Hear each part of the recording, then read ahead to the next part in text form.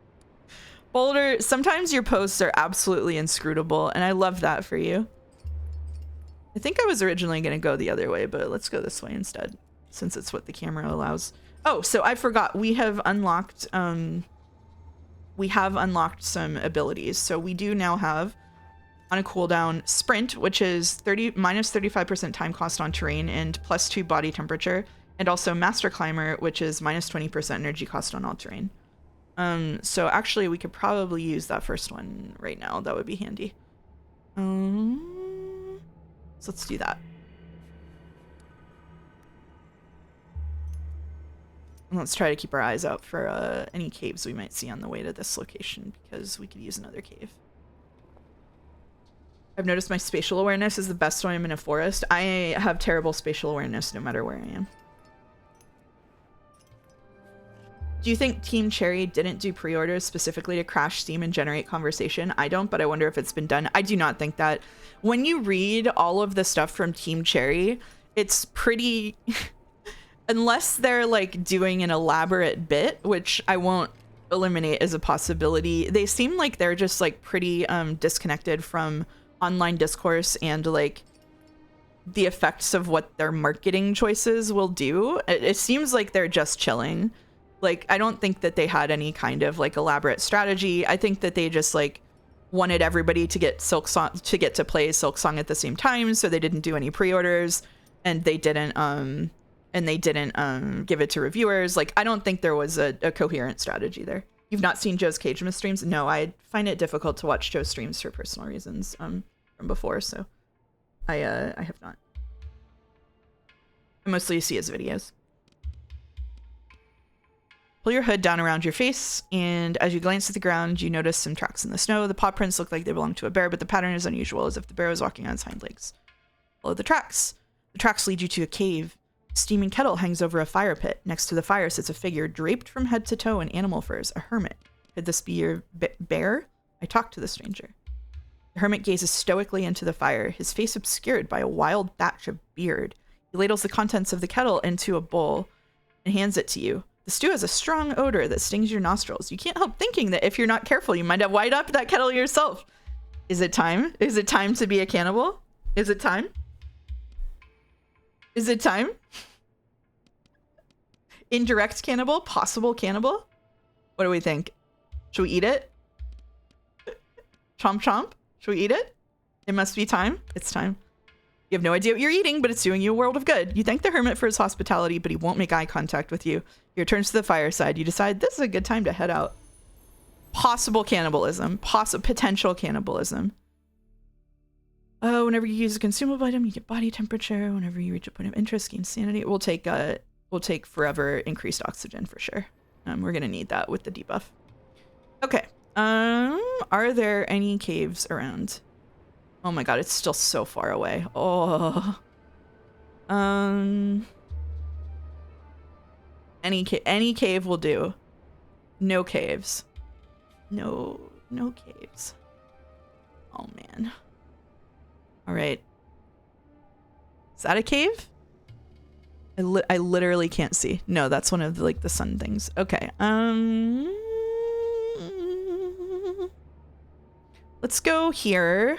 Can't really see what's around the corner. If you spend your days suspecting that you'll become a cannibal, you'll likely be proven correct. True, we're manifesting. The stew is composed of the ewes that don't complete the time loop. That does, in theory, make it more ethical. I agree.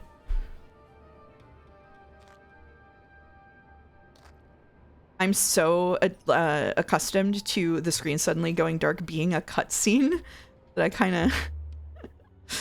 The path ahead of you tapers to a narrow passage lined with columns of brittle ice. One of the ice towers is collapsed and is blocking your way. Check the amount of ice. It would consume a lot of your strength to make your way through it, but it should be possible. I take a detour or I hack my way through the ice. We can hack our way through the ice. Okay. This is kind of a brutal climb, actually. Oh, there is a cave right there, but I don't think we're gonna be able to reach it. We're just barely able to reach it. Look at all of those, look at all of the... Not barely able to reach it. Look at all of those hazards on the way. It'll be exciting. Ars Technica, in their article about the Silk Song launch, had the subtitle, Valve's usually stable platform struggles. And I feel that's a bit overstated. Valve's platform collapses at every sale. So yeah, I don't know about that. Gusts of snow pelt your face as a bear rears up in front of you. A glowing aura surrounds the creature, and it gestures at you to follow it. Whoa. For a moment, you wonder if you've gone insane, or maybe the hermit poisoned you. I really like the little follow-up events that happen. And now you're suffering the consequences. It's also possible you're long dead and the bear is guiding you into the afterlife. Hell yeah. So you have been poisoned? This isn't quite the way you thought you'd go. You always figured you'd wind up buried under an avalanche or crushed by a boulder, a proper mountaineer's death. You look around. The bear stops near some shrubbery. Behind it, you can just make out the mouth of a cave. You cast about for some sign that you're in the afterlife. Nothing. But you do find some very real provisions. Well, that's a relief. That's a pretty funny one. Crushed by boulder. You hate to see it. You hate to see it. Halcyon? It could have been Halcyon.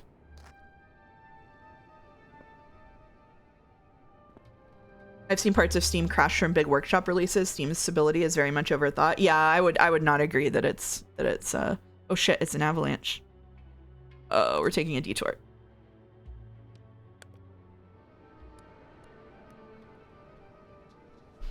We're really pushing it with this route. Also, I don't know why my sanity is dropping so fast.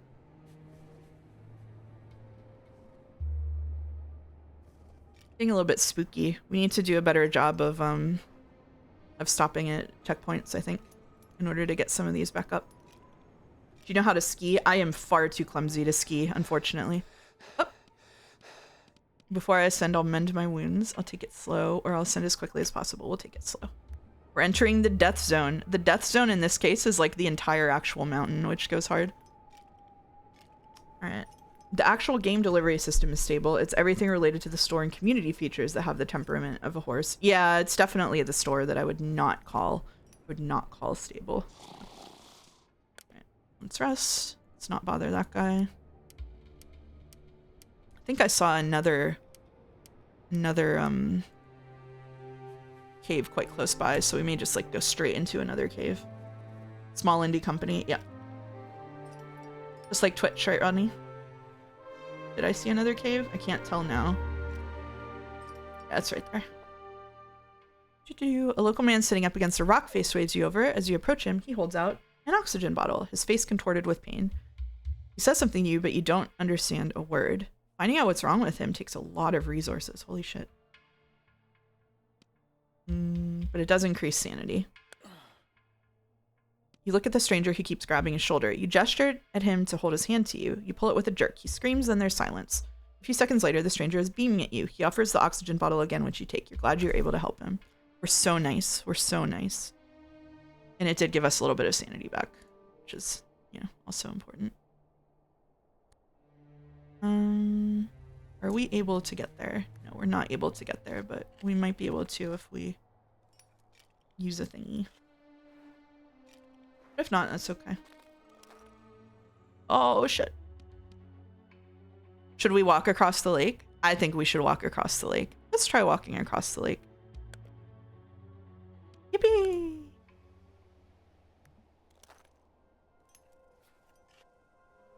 I have Joe's stream open on low volume, and all I hear over your stream is the occasional what?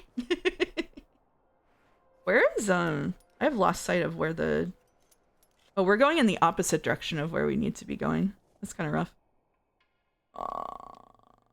Cannot search the deer stand. Okay. That's alright. It's actually not that far away. We can do a tent here.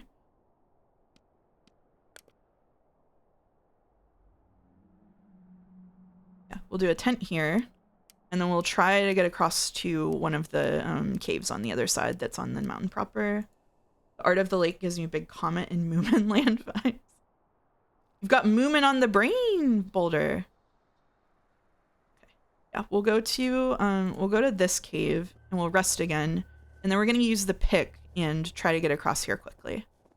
And that should be okay.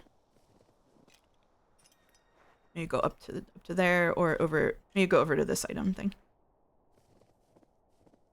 Let me go to this item first. Maybe we'll just do a little roundabout here.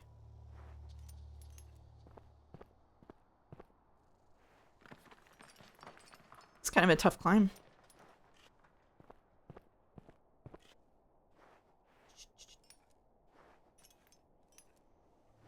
I've never seen anything Moomin. Not a Moomin knower.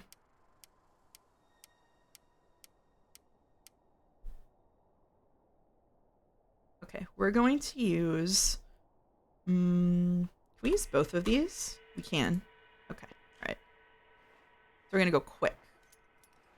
I think you'd enjoy the Snufkin game? What is a Snufkin? Moomin is great, but I did grow up with it, so it might be nostalgia speaking. Snufkin, Melody of Moomin Valley. That does sound familiar, actually.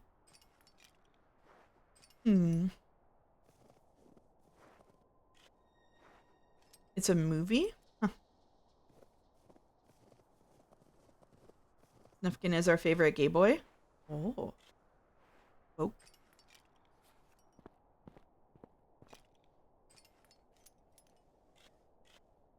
Feel uneasy about going in the opposite direction, even though I know I'm going to turn around. Northern Lights, what a sight! Oh, that was actually worth it to get that much sanity back, though. Okay, all right. We're doing okay here, but we might want to use one of the tea flasks when we get to the end of this here.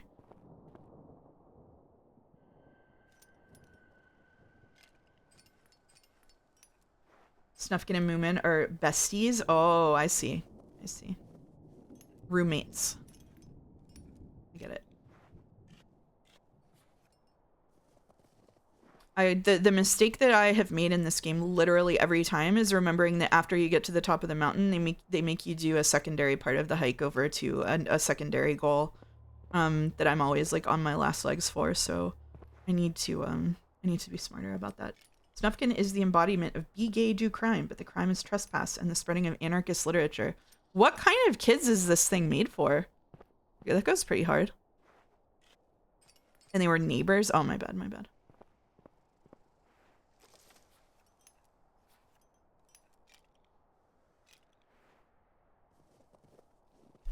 It's made for Moomin adults. I see. The Finnish. I did see there was that weird random Finnish store in the place I went for my birthday that had Moomin merch. Moomin adults are like Disney adults, but they're anarchists. That goes kind of hard. The game is softer and fluffier, but older Moomin works go harder. Oh, I see.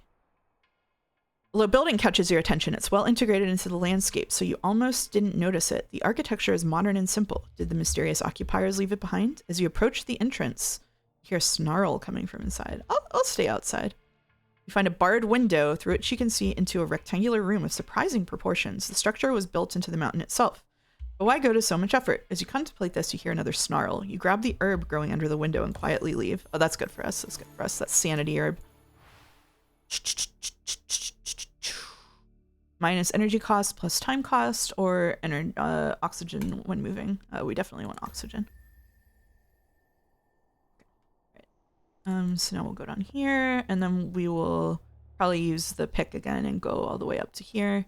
And then that's probably just one more rest and then we can get to the top of the mountain. Oh, I really need to use tea flask. I didn't even see that. Goes viewing credits. Oh shit, he beat it? Awesome.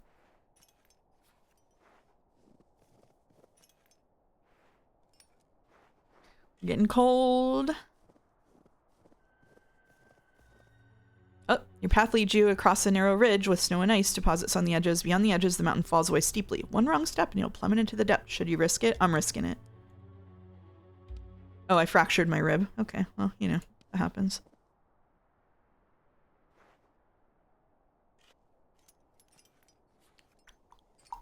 Is there a cave? There is no cave. All right. A stranger sitting motionless on a rock. His naked torso is adorned with a number of tattoos, strange patterns, and symbols, like those mostly worn by the spiritual leaders of the local indigenous people. It's bitterly cold, and you wonder whether he's frozen to death. We'll talk to him. The stranger opens his eyes and gives you a stern look. Looks like he's alive. Ask if he needs help. The stranger mutters a few words in a foreign language you don't understand, but by the sounds of it, he's not too happy about your attempt to make contact with him. He jumps up and disappears behind a rock. Sorry, bro. Sorry, bro. Okay. I will use hot tea. All right, here we go. The average player finishes Silksong in about 20 hours is incorrect. Video games Joe is a statistical outlier and should not be counted. I see. I see. Oh, welcome, Moa Raiders. Nice to see you here. It's 7:30 a.m. Time to go. Okay, see you later, Faffy. Thanks for dropping by. In the morning hours. We'll catch up on the VOD. Sounds good. Sounds good. I'll have it on YouTube quickly. I've been pretty good about uploading them recently. Try to do it after stream as long as I'm not too hungry.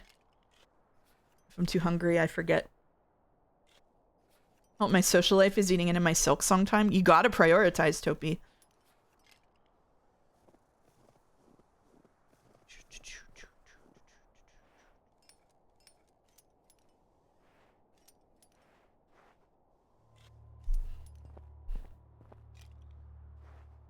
Mo, are you still playing Metaphor?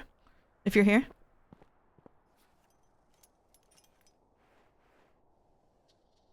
We're playing a mountain climbing game called Insurmountable, which is very pleasant.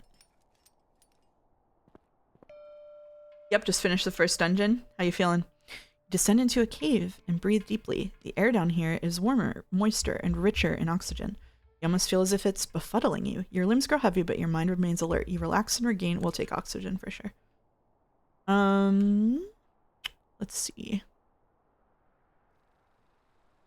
Do we just wanna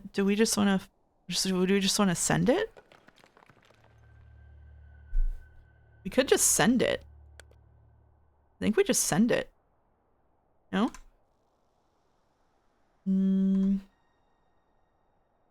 Well, let's go up to this thing and see if this helps. My protag's name is George Lincoln. He will run for president of whatever land.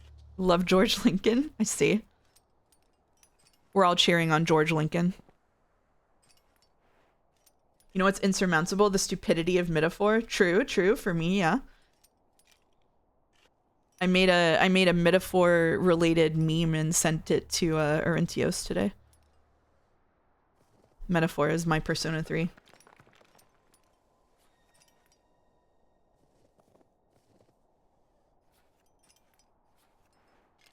Yeah, we'll need one more sleep before we get to the top, but that's okay. That's not. Wait a minute. Wait a minute. Wait a minute. Wait a minute. There's a cave. There's a cave.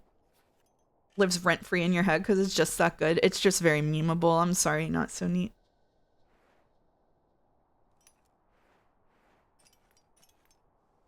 I'm sorry.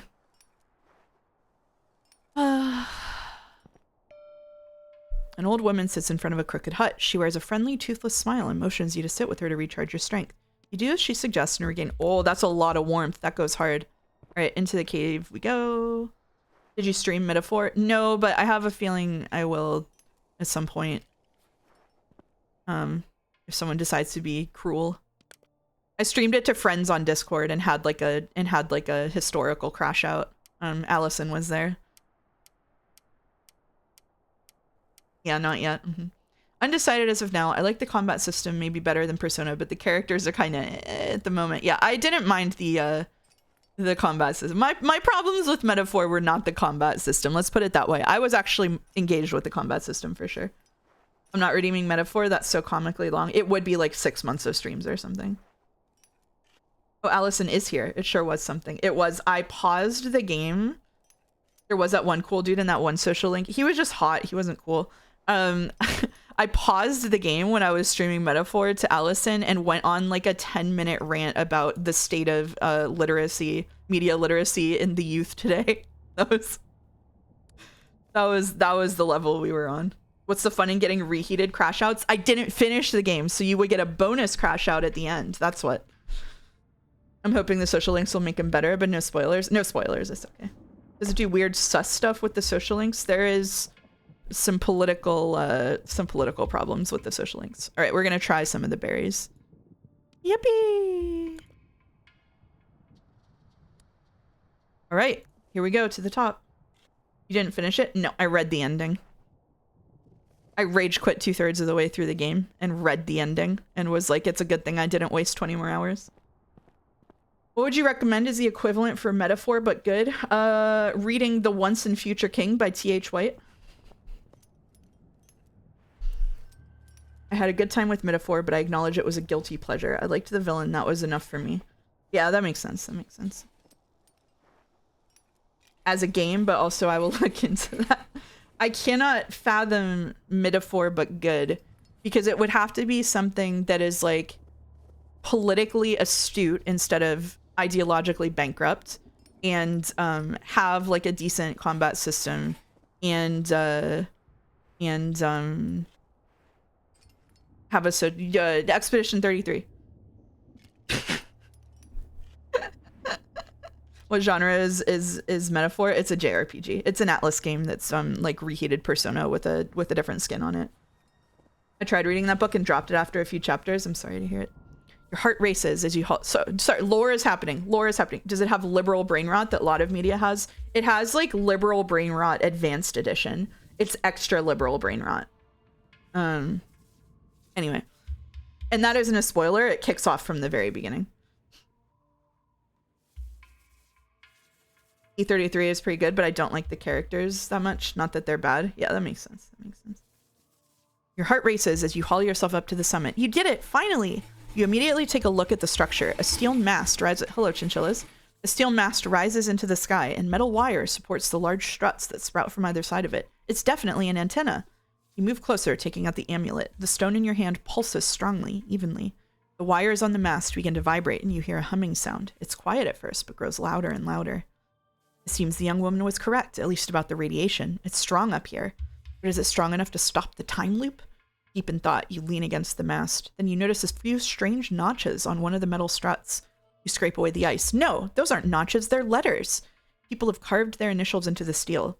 You gasp in surprise when you see your name right there alongside the others. Wow, wow, wow, wow, wow. What does it mean? Why can't you remember reaching this summit before? This whole thing is getting out of control. You have to get back and confront the mysterious stranger. Oh, it's so far away. Oh, it's so far away. Can we get there before break? Can we get there before break? Oh, it's so far away.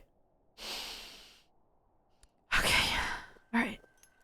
Oh my god, someone else named Bort? Ah! Your name, who would write that so weird? Not only are we stuck in Sekimeo, we're stuck in Kimi no Nawa. Ah. I'm not gonna lie, I got Hamilton vibes about this story of Metaphor. What could make Metaphor worse? Surely the addition of a Lin-Manuel Miranda musical version.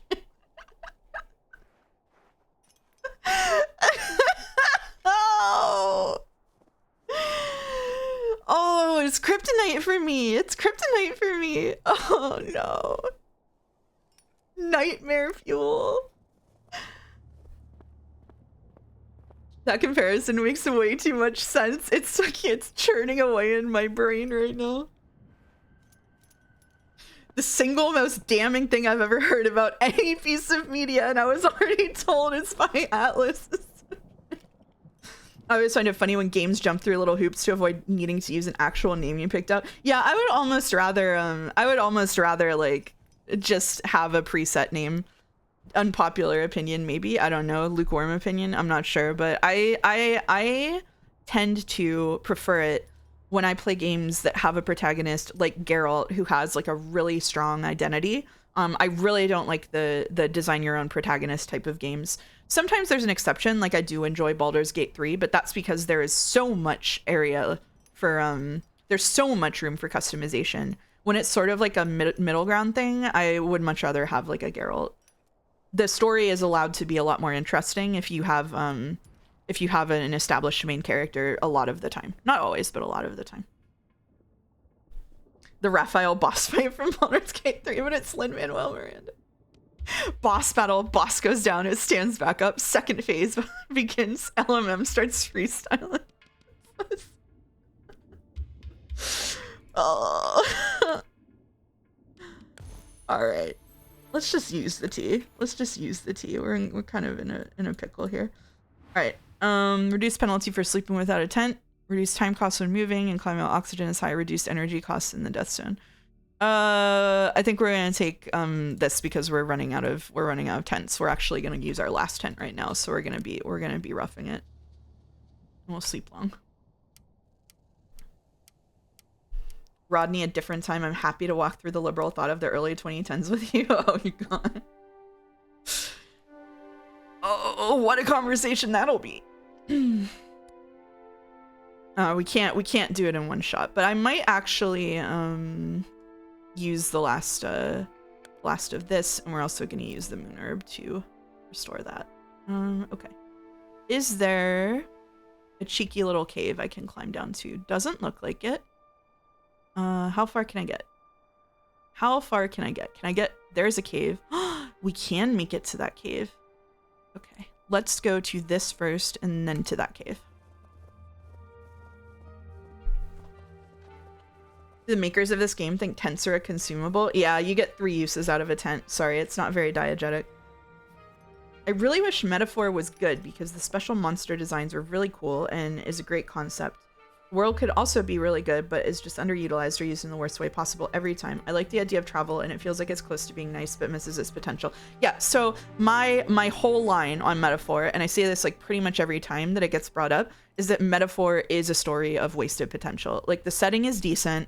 The political situation is interesting. Like, it's like a pretty classic setup for like a fantasy setting. It has a lot of really good ideas to work with, but it is just like hampered. It is encumbered by being made by Atlas. Like a different company, it would have had a way better shot, but like the echoes of Persona are too strong. And because it's beholden to a lot of Persona's like peculiarities and just sort of like the limitations of the imagination of that kind of design, I think that it gets really short sold. Like there is a world in which Metaphor was a game I really enjoyed, but I don't think it could have been made by Atlas, essentially. Long-winded way to say Persona sucks. Yeah, Persona sucks. I really like Persona 5, but I admit most of its faults, and I'm not nearly as kind in regards to 3 and 4. Yeah, that makes sense. That makes sense. What do you mean you're not forced to creep on your female parties ever? Party members ever? How is this an Atlas game? Well, they're adults, so... I think we talked about this on the Discord once, but wasted potential is the thing I hate the worst. It's what made me critical of so many other things I enjoyed at first, like the Dragon Prince or D&D 5e. Yeah, whenever you can see like the vision of what something could have been, and instead you get something that sucks, it's really shitty. It's actually funny comparison, but this is one of the reasons that I am not enjoying Higurashi at this point in time, because reading Higurashi, I have a very clear vision of a version of it that could have been really good, and there are like extremely identifiable moments where there were choices that were made that like critically failed the text, and so unfortunately, like, I can't call it good, even on top of the things you already dislike. Yeah, like even on top of the content. Oh, you said, good lord, you despise 100 line more than you could possibly know, even on top of the things you already dislike. Yeah, I am fully aware that 100 line would actually... we would not have a good time with 100 line. You lean back against a rock face. A distant melody reaches your ear, soft and tender and beautiful. Close your eyes for a moment, breathing deeply and evenly. You keep listening. The music seems to be coming from inside the mountain. Could it be yet another legacy of the occupiers? Or maybe its origins are more mysterious. Whatever it is, it makes you smile. That's nice. All right, here we go. And I think we can sleep here, and then maybe get one more big push to the end, maybe 2. You would ban everyone who dared shilling 100 lines after playing that game. I don't think anyone has ever dared shilling 100 lines in my chat. The chat of the English major redeem. Oh shit, I got smacked in the eye. No. For me, it depends on how difficult I think it would be to realize the wasted potential. Many times it wouldn't even be difficult. Sometimes it really is cursed, and I can't think of any way to do it better either, though, so I give it a lot more slack. I agree. There's moments where people like write themselves or game design themselves into a corner where it's like, okay, this would have had to be a different game from the ground up, so it's like not reasonable to expect all of that to change. That's just a different game. I think like what angers me about Higurashi is there are 1 or 2, I don't want to spoil it, but there are 1 or 2 decisions that if they had been made a different way would have vastly improved what happened. And the decisions were like really bad ones. Just like historical fumbles. So it's just, I liked it for the first 20 hours. Sorry, I kind of somewhat liked it for the first 20 hours. Uh-oh.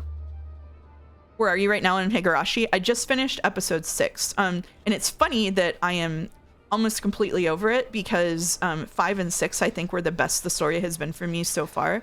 But the decisions made, especially in episode 3, were so off-putting for me that at this point, like, I am going through the motions, essentially.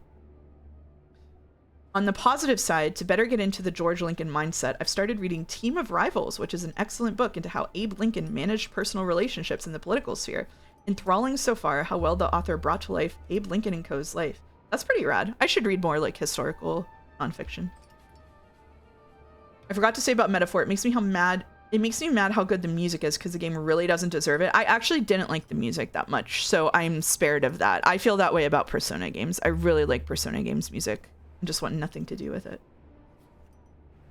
100 Lines is one of my favorite games ever, but I also agree that it's hot garbage. It's brave of you to say this. Thank you. Thank you for this admission.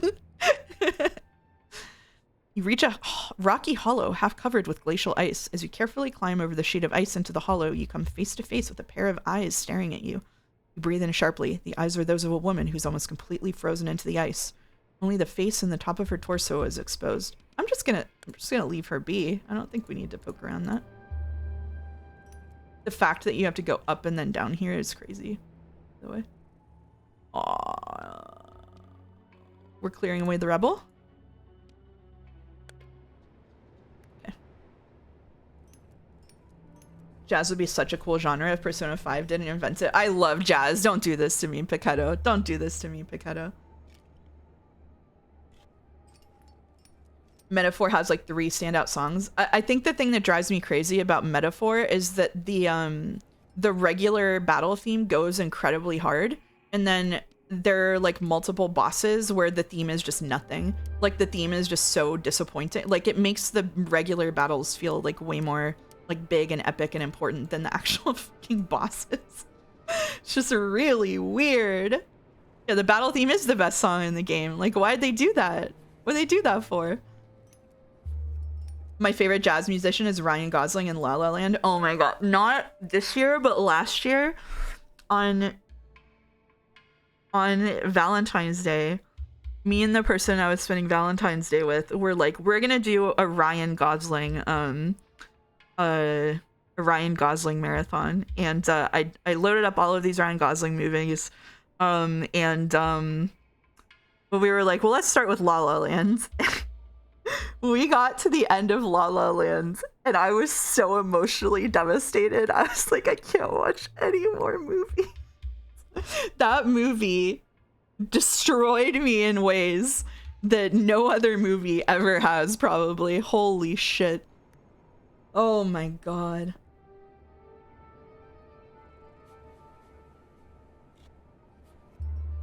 Mouse, are you excited for when I watch Drive and Body Heat back to back in 2 weeks? That is an incredibly funny plan. I hope you enjoy it. In a good or a bad way, it emotionally affected me in ways that left me crying for hours. Suboptimal way to spend Valentine's Day. I was just in tears. I was so upset. It made me upset for what it meant for the characters of the movie. It made me upset about my own life. I was reflecting on myself and it made me upset doing that. It wasn't good. It wasn't good. It wasn't a good time. I don't know why we watched that movie. All right, plot time. Plot time. Exhausted, you crawl into a narrow cave. You're safe here. As you descended, your amulet grew hotter and hotter, its color gradually shifting to yellow. Oh, the stone was soaking up the radiation like a sponge soaks up water. Now it has turned a glowing red. You're starting to worry that the amulet will burst when you hear a shrill siren in the distance. Time will be reset soon. Will the radiation be enough to break you free from the time loop? You'll have your answer soon. I vaguely know what La La Land is about, and it would probably do that to me too. Tragic. Yeah, the ending sequence is one of the best and also most emotionally devastating I've ever experienced. This may be a personal nitpick, but I don't understand when games have a high frequency of combat encounters but only one battle track. And the battles are quite short, so you hear the first 30 seconds of the track so many times in quick succession. Yeah, it drives me a little bit crazy. It drives me a little bit crazy for sure. All right. Collecting our XP. Regret is the most brutal emotion. Yeah, it sure is, isn't it? All right. When you wake up, you immediately look toward the mysterious stranger. Her expression doesn't reveal whether your attempt to reverse the time loop was a success. Excitedly, you tell her about everything you saw, including the initials on the antenna. You want to know what it means. Can't you see? You've already been up there at least once, probably multiple times. We've met each other many times too, out there and here in the station. But you didn't believe me. It's only since you've had the amulet that your memory lasts past a single time loop. It allowed you to regain consciousness, and now you remember everything. Doubt gnaws at you. Wouldn't it be better to just forget? The pain and the fear of being trapped here forever. Why didn't the stranger tell you everything right from the start? And what might she still be hiding from you? Boulder says, would you rather be put in a time loop or climb a mountain with just one chance? I would climb the mountain. I know the situation we're in is no easy one. I wanted to give you time to get accustomed to it all. You know, it took me years to understand all of this. The importance of the stone in particular remained a mystery to me for a long, long time. It's the key to this prison. Prison? You swallow hard. Does that mean you scaled the summit with the antenna for naught, and you're still stuck in the time loop? The stone is overheated just as it should be, but it didn't break the time loop. Please, give me time to think about it. In the meantime, you should probably go train some more. Do side missions! It's not over yet. Alright. Team upgrades. I would love improved... I'm just taking all of the improved protection from train interruption events. Let's see. We got nothing else for team. Remember when La La Land didn't win the Oscar? Yeah, that's crazy. I watched La La Land with a guy on a sort of date that weirded me the fuck out days later, so the movie is forever staying in my head. I'm so sorry, Pichetto. Oh, shit! Hey, Raiders from Joe. We're about to go on break after I do point distribution. Welcome, welcome. We're playing Insurmountable. It is a very chill mountain climbing game. Thank you, Huli Gordeau, for resubbing. The Mouser. Thank you, the Coder. What movie were we talking about? La La Land. La La Land. I was talking about how La La Land was the most emotionally devastating experience of my life of like the last 5 years. Yeah. How is the end of Silk Song Peak or Cliff? It can only be one or the other. There's no mid.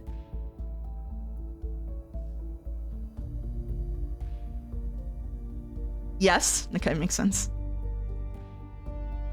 Welcome, Richard Flatner. Loving the streams, especially the part where you spoke about the emotionally devastating experience of watching La La Land. Always nice to have you here, Richard Flatner. Always nice to see you.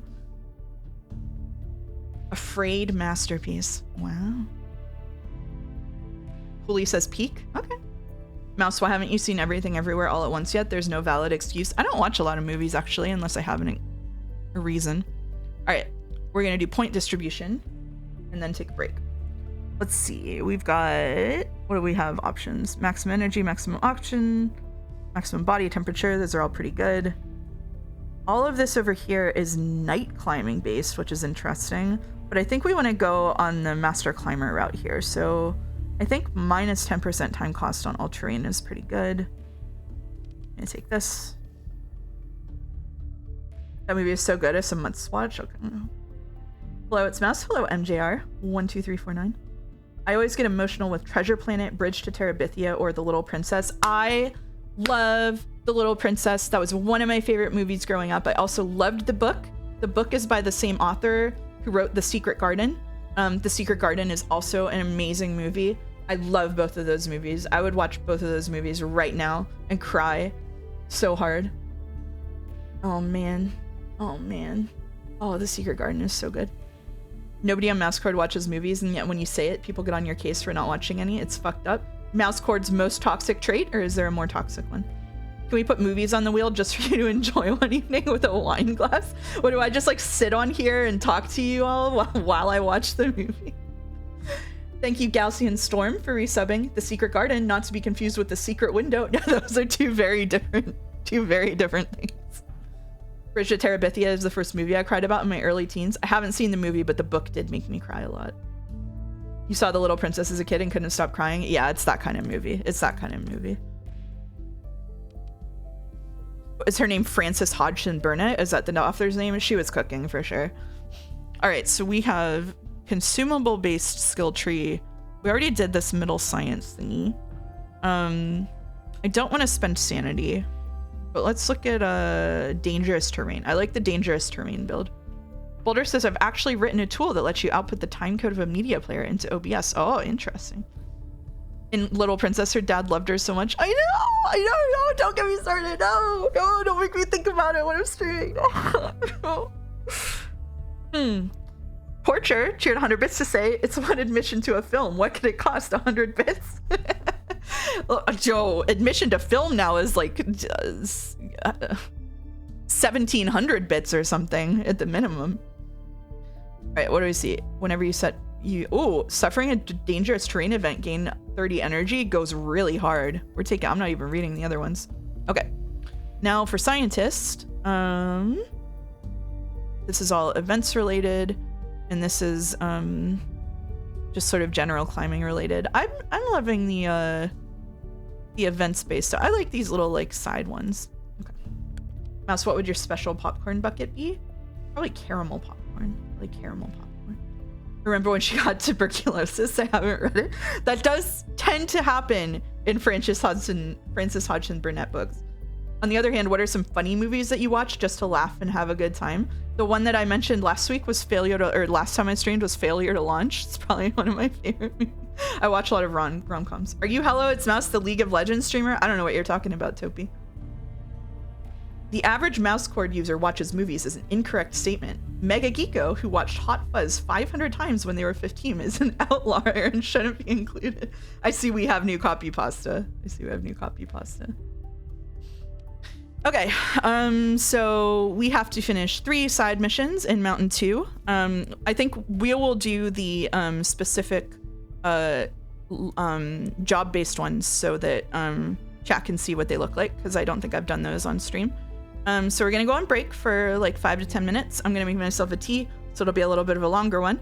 And we'll come back and do side missions until we're bored. We'll do side missions until we're bored. So that means that next week, I said this before, we'll be doing Mountain 3, and we'll finish off Insurmountable and spin the wheel for the next one. Fun fact, I've never watched Legally Blonde. I saw it when it first came out. I'm old. Failure to Launch is a documentary about the game Allison worked on 6 years ago.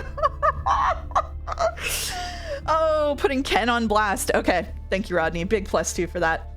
We will be back in about 10 minutes. I'll see you soon.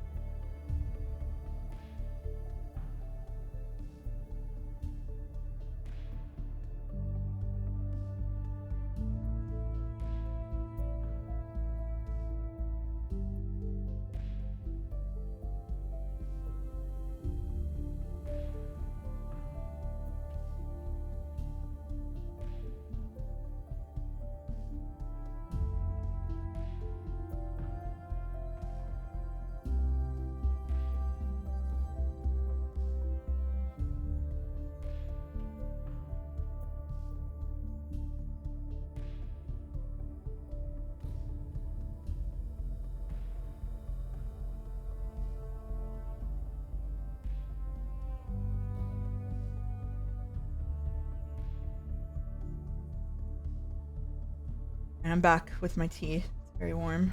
So there's gonna be sipping sounds. Sorry.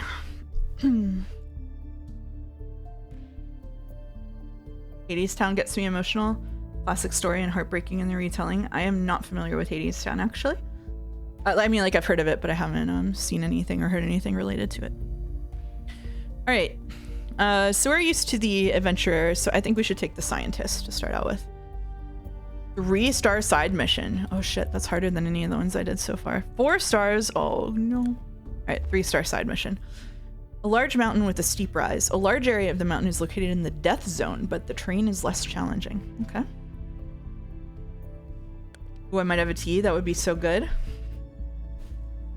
Tea is good. Tea is good. Oh, you said there would be a pro shot of Hades Town. Oh. The scientist? Hell yeah, let's pivot into talking about Coldplay. Are you a Coldplay fan, not Sunito? All right, let's see. What do we got here? I think we can take 2 pieces of... So we're going to be in the death zone, so I think we want to take the oxygen mask. And I think we can take...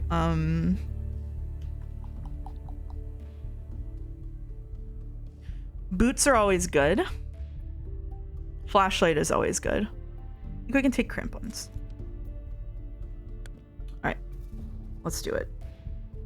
Just don't be with someone you're not supposed to be with. Yeah.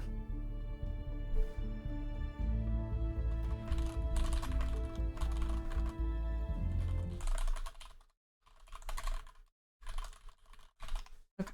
All right. There's a new task waiting for you, a new challenge to master. You head out again into the unknown.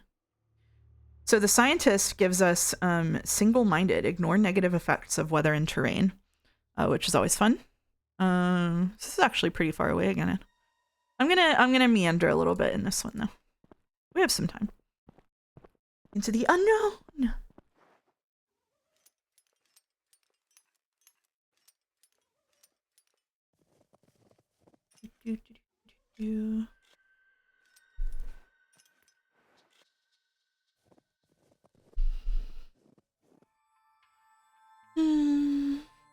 Northern Lights, what a sight.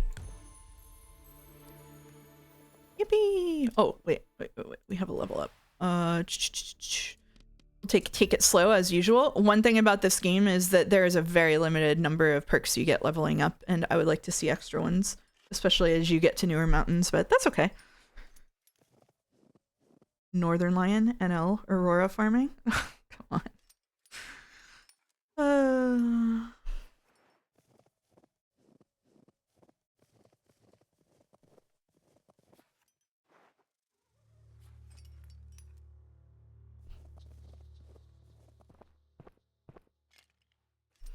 Aurora farming is a great one. Yeah, I like Aurora farming. 1 out of 3 mouse chatters makes good jokes. The jingling fills the air around you, harmonious and melodious, followed by the sound of falling rain. You follow the sound to discover tubes of metal and wood tied together in a bare tree top, dancing and striking each other in the wind. You watch the wind chimes and lose yourself in the fleeting melodies. You regain sanity. I love wind chimes.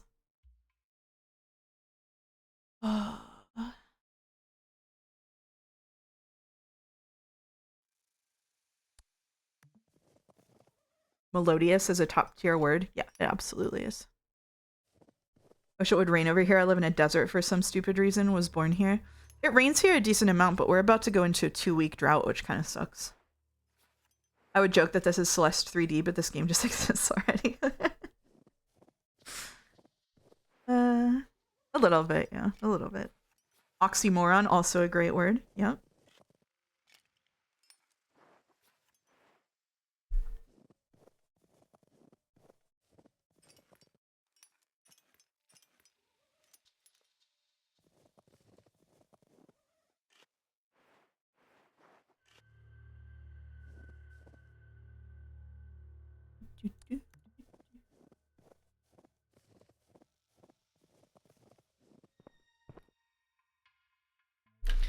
You encounter a slope filled with rubble. Even your very first step onto it sets off a mini landslide with stones rolling out from under your feet and down the mountainside. We can afford to waste a little heat.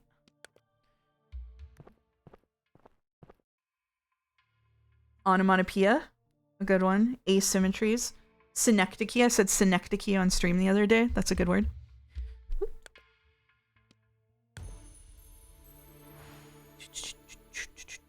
We're losing sanity pretty fast this run. So I might, since these are limited time, I think I might do sanity. Climb is pretty easy so far in terms of energy cost. Scientist goes kind of hard.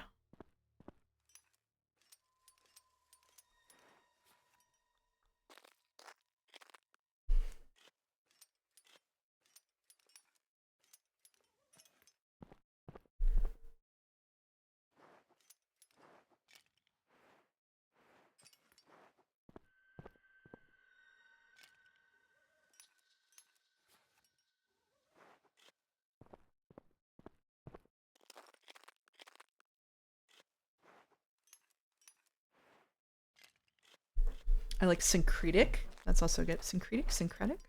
I know it's been said already, but this really is a pretty calm run-based game. It is, yeah. Normally you would think this kind of game is a lot more stressful, but as Azilla is here said last time, it's pretty hard to die or like lose a run. We've come close a couple of times, but there's almost always a way to recover. So it's pretty relaxed. Fireflies, yay!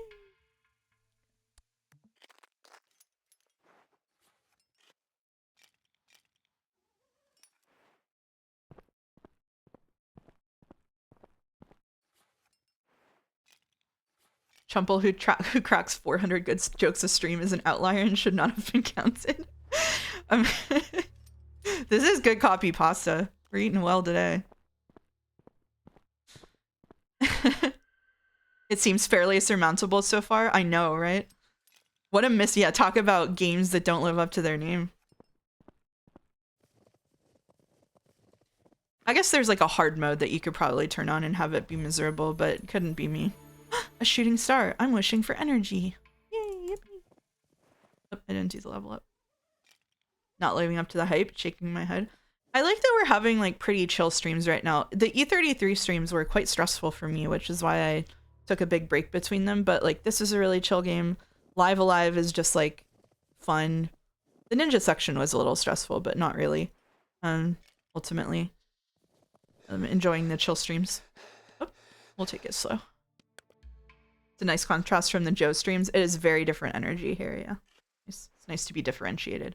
We share memes, but we don't share vibes. You discover a tree. You don't know how it could survive at this altitude, but the sight of it comforts you.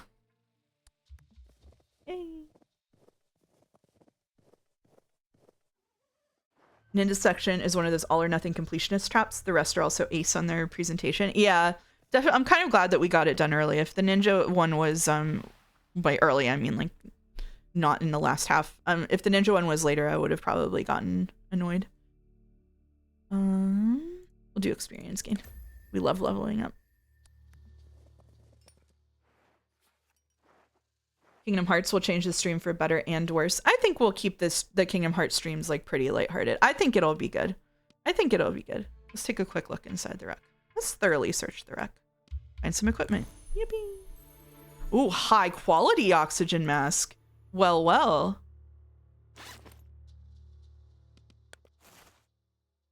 Well, well. Did you get into colony simulation games at all? So like RimWorld and Dwarf Fortress and stuff? No, I'm like too impatient and I end up losing. I'm like not very good at them because with games like that, I'm very impatient. If nothing else, the music in the Kingdom Hearts streams will be great. True, true, true. I do think it will transform the landscape of the stream significantly for a while. Oh, sorry, I'm over in my own corner just wanting to share. I love Tumblr playing with JPEGs like dolls. I miss a lot. I miss a lot by not being on Tumblr, I think. Steps have been hewn into the stone, leading you to a pedestal of sorts. Some type of religious site or shrine? You're not a particularly spiritual person, but somehow this place feels holy. It might be your imagination, but you pray to the shrine for it. That was kind of wasted on us, but we'll take the extra energy.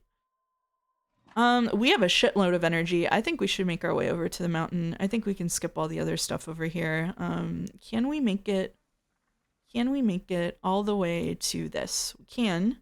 And we're going to use level up. Reduced energy cost while moving and climbing while sanity is high. And we can take that. And we're going to use this. We're gonna go. We're gonna go. I feel like RimWorld or something with that build your own story type of thing could work well. It could, yeah. I don't know why. I'm just like too impatient for them. I don't know a better way to say it. The art on Tumblr is chef's kiss. Dalmec sends me Tumblr art. So that's my #1 source of Tumblr content. War Fortress is the only one I got into, and it took a lot of forceful breaking of bad habits to make that happen, so big scene. I will counter myself by pointing out to myself that I have been broken of several gaming bad habits so far by streaming, actually. I have like a really big hang up about learning something for the first time in front of people, and so streaming brand new games to me in genres I wouldn't normally play because people pick the games has been has broken me of that. I also get secondhand cringe really badly, but not anymore. And now that I'm a clown in front of people for fun, and games like this, I would get really impatient and not focus on as much as I should. So I got better at that. In E33, I have avoided parrying games at all costs. If I were playing it on my own, I would have set it to easy and just ignored the parrying when I could. So really, the streams are making me better at video games. You upgraded to first-hand cringe? Exactly. I can't feel cringe for other people when I'm constantly being cringe. Seki has fundamentally changed how you experience all games. Congrats. Oh, shit. For real? Maybe I should start streaming to help my own second-hand cringe issues. I mean, yeah, I don't know. Joe also said this. Yeah, I heard him say the other day that he's become better at video games over the last few years. Definitely a thing that's happened for me.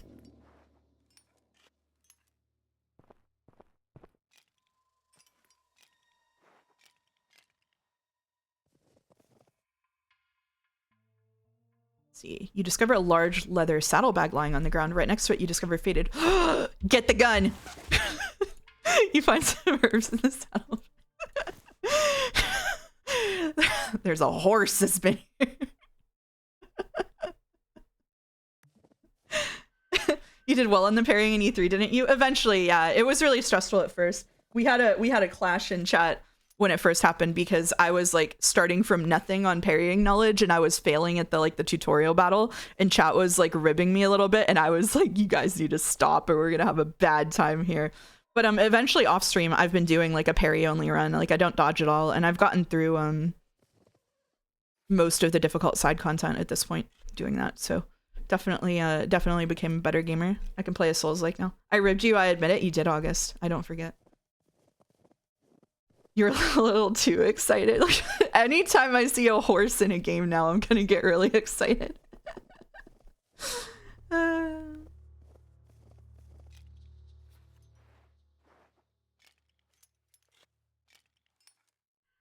Whoa, a parry only run of Moon. Awesome.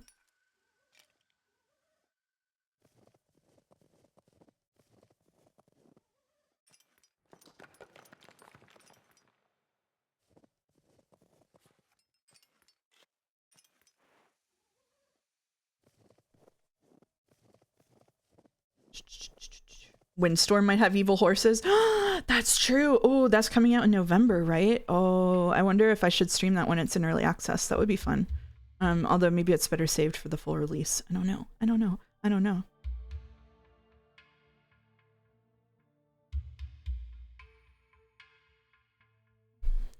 dig out the chest.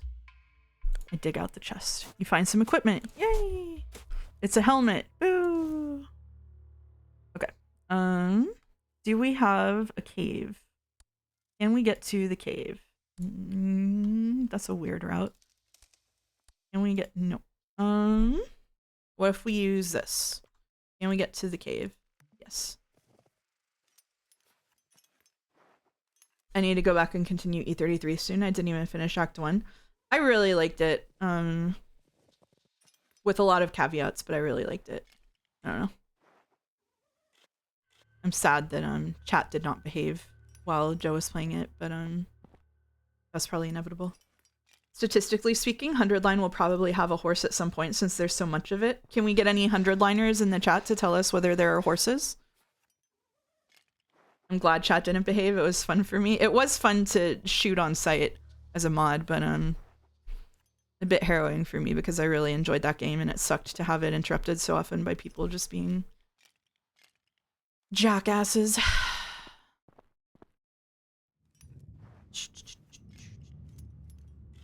I wonder if going around... No, that's out of our way. We should go up to this next. I don't remember any horses. Okay. Don't mention that game is my answer. Why not? Why not?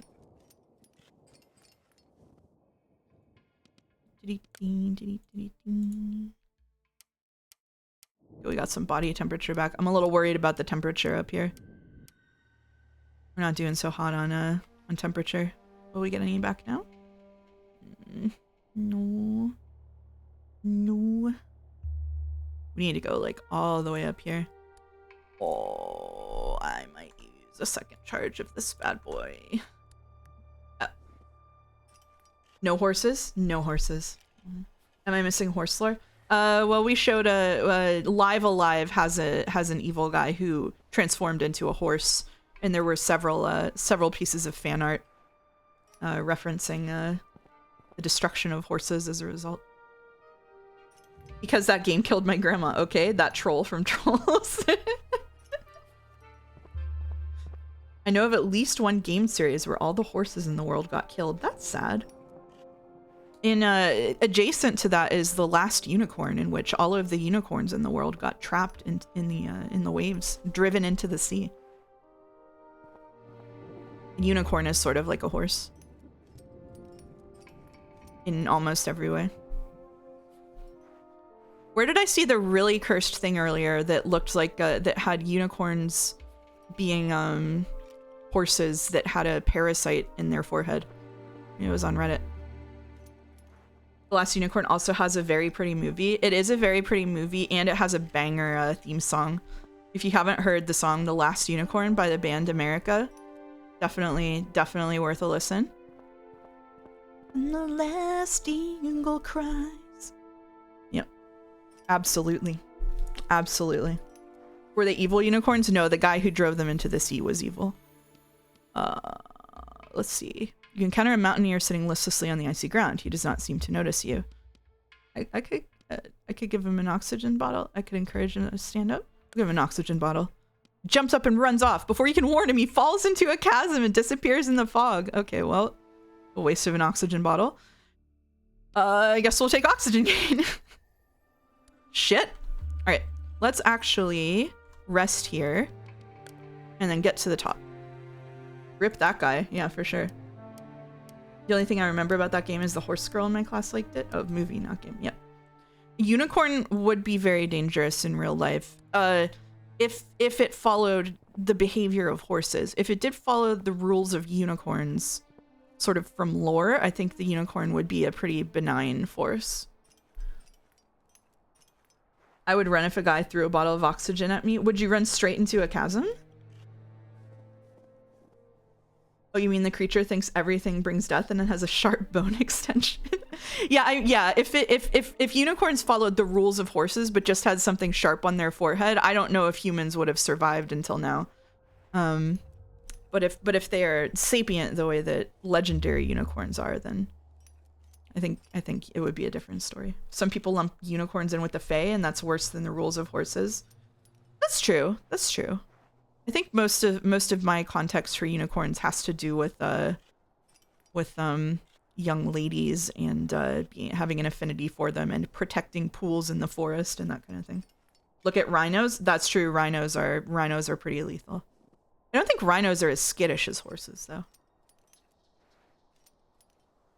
I've never waved a blanket at a rhinoceros, so I can't say for certain. You made it! Your face is worn with effort, but your hard work was not in vain. The experiences you had and the information you've gathered about the mountain is bringing you step by step closer to your goal. But of course, you still have to make it to your destination. Of course, yeah, of course. Oh my god, it's so far away. Okay, all right. Every time I do this, every time I'm surprised by this. At some point, I should just be used to it. Oh yeah. Big experience gain. I don't want to fuck around with sanity. All right. There's just nothing between here and there. There's just a wasteland, man. All right, let's just set our sights here, and if we run into anything along the way, we can detour. Do you think horses being dumb motherfuckers made it easier or harder to make them useful? Ultimately easier, but harder during the trial and error phase, probably. I think if I was faced with the Fae, I'd remain unscathed because they'd appreciate my appreciation of them conceptually. Yeah, I think at this point I've internalized enough rules about the Fae that I could probably navigate my way through most situations Fae related, but you never know. Yeah.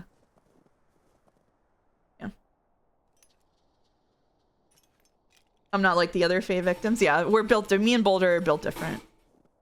Boulder, I feel like there's a good chance you would draw the ire of the Fae by being like spirited into the mountains of Tirnanog or whatever, and then being like, you have no like fire protection. What are you doing? Like, there are no clearly marked exits from the fairy realm. Like, I don't know. Could you control yourself? I bet D-Man is Fae. Yeah, Dalmec is definitely Fae. Yeah. Sure.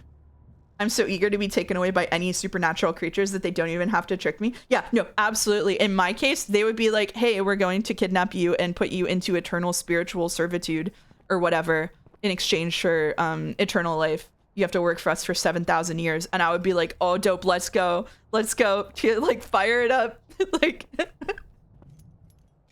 I would be stoked. If I found out magic was real, it would be my fucking birthday every day. Every day would be my birthday if I found out magic was real. Even if I couldn't do the magic, I'd be so ready. Yeah, oh no, please don't kidnap me, hot immortals. Exactly. Thank you, 01 mostly, for resubbing with a mouse gasp during that completely hinged comment. Mouse, if you could pick an animal for humans to ride instead of horses, what would it be? Woolly mammoths would be real and we would ride on them, I think, for sure. Or if cheetahs were nice. Giant lizards would go hard too, yeah. If you could get one spell you could do, which would it be? Like the summon food and water spell that mages have in World of Warcraft.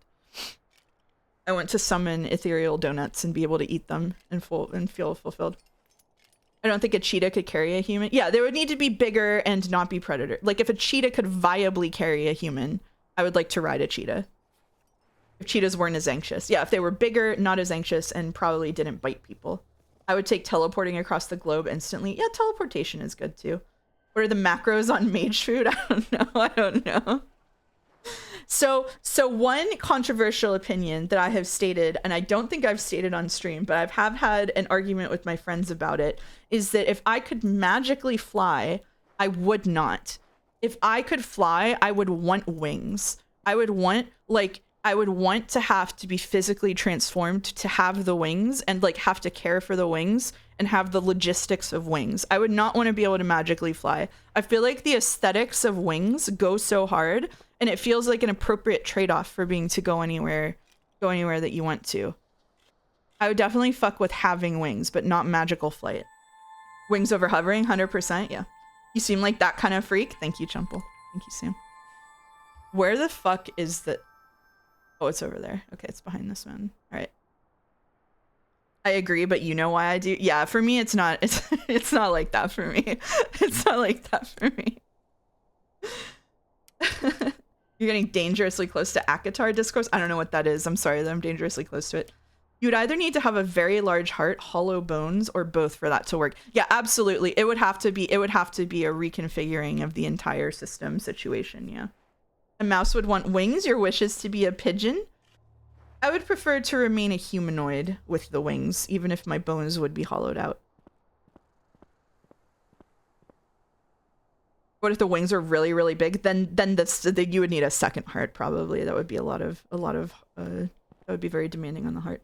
Having magic, everything is just troll physics. Just fly, lol. I know. Although, like, then they put people on broomsticks or whatever. I would secondarily settle for a broomstick, I think, or some other kind of household implement. Just become a bird. That's why druid wild shaping is better. That's true. I would love to be able to shapeshift into creatures. The book series, The Magicians, is overall mid. But the section where they go to the where they go and learn how to shapeshift is very entertaining. especially like both good entertaining in that it's fun to read about them transforming into things, and bad entertaining in that it's ridiculous. Mary Poppins umbrella fight, gotta stay dry in a storm. Yeah, Mary Poppins umbrella fight would go hard too. Yeah. Well, the way I said mid, how did I say mid?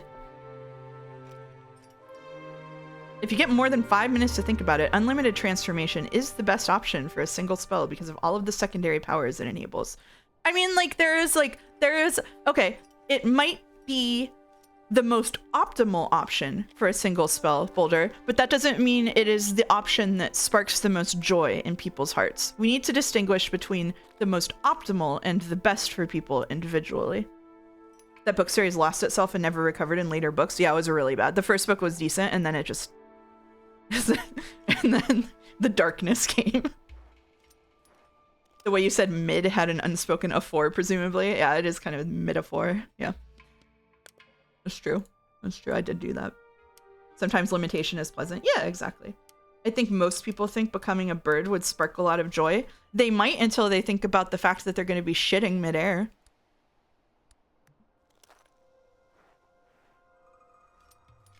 Boulder, what is the most efficient way to have whimsy? Good idea. Good question. Good question. Yeah, I can transform into a bird and fly. Yeah, but what if I ate you, huh? Yeah.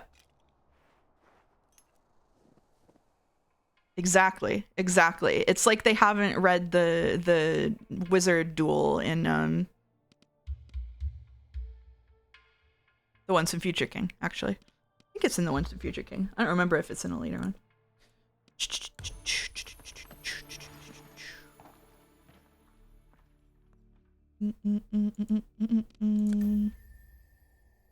Anyone who's eager to be a bird has not made it to book 5 of Animorphs. That's true. We cannot forget our boy Tobias and his trials and tribulations. Being excited to be a bird is Tobias erasure, for sure. Yeah.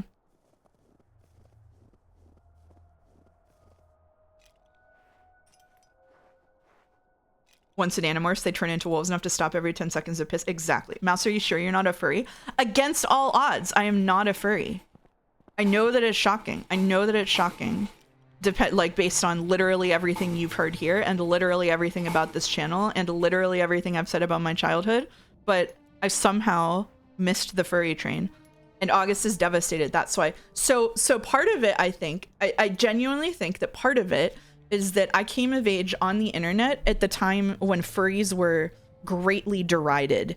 Like, still furries like kind of get mocked online, but there was a time when furries were like second-class citizens online. Like, it actually went incredibly crazy. Like, it was wild. Yeah, people are way more chill with them now. Why not the singular ball pit and the conventions are fun? You could not pay me to get into a ball pit. No way. So yeah, I think that it was all veiled homophobia. It was mostly veiled homophobia, yeah. Tobias's bird life had something of an upgrade given his home and school life. Yeah, but he did go through a lot of grief and pain and suffering about it. I'm shocked when I see the anti-furry vibe somewhere, like, oh shit, I forgot about that. It was really severe. Like, it's hard to explain in like a post-Tumblr world how anti-furry the internet was. They were commonly referred to with an abbreviation that had a slur in it. Like maybe more commonly than being called furries. Something awful internet detectory to try and ruin someone's life because they liked animated Robin Hood. Exactly. It was crazy. Yeah. People always need something to other. That is true. Yeah. Yep in heaven for friends. That's exactly right. August knows. Furries do be weird. Not all furries are weird. I think that like as many furries are weird as any other internet subculture. It's not like furries are particularly weird. I don't get furries, but I respect them, says the talking goose. Yeah, says the talking mouse as well. I remember the anti-furry stuff, but not the abbreviation. What August just said is the closest we're gonna get to explaining it on this channel. Who don't be weird, I gotta be honest. Exactly. Like, I'm not a furry, but like gestures at literally everything about myself. Like, what are you gonna say? Like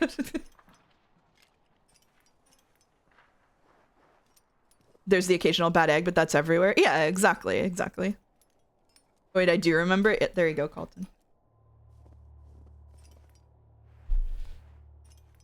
Treat furries well, they make things work in the modern society. Furries are single-handedly propping up the freelance commission market.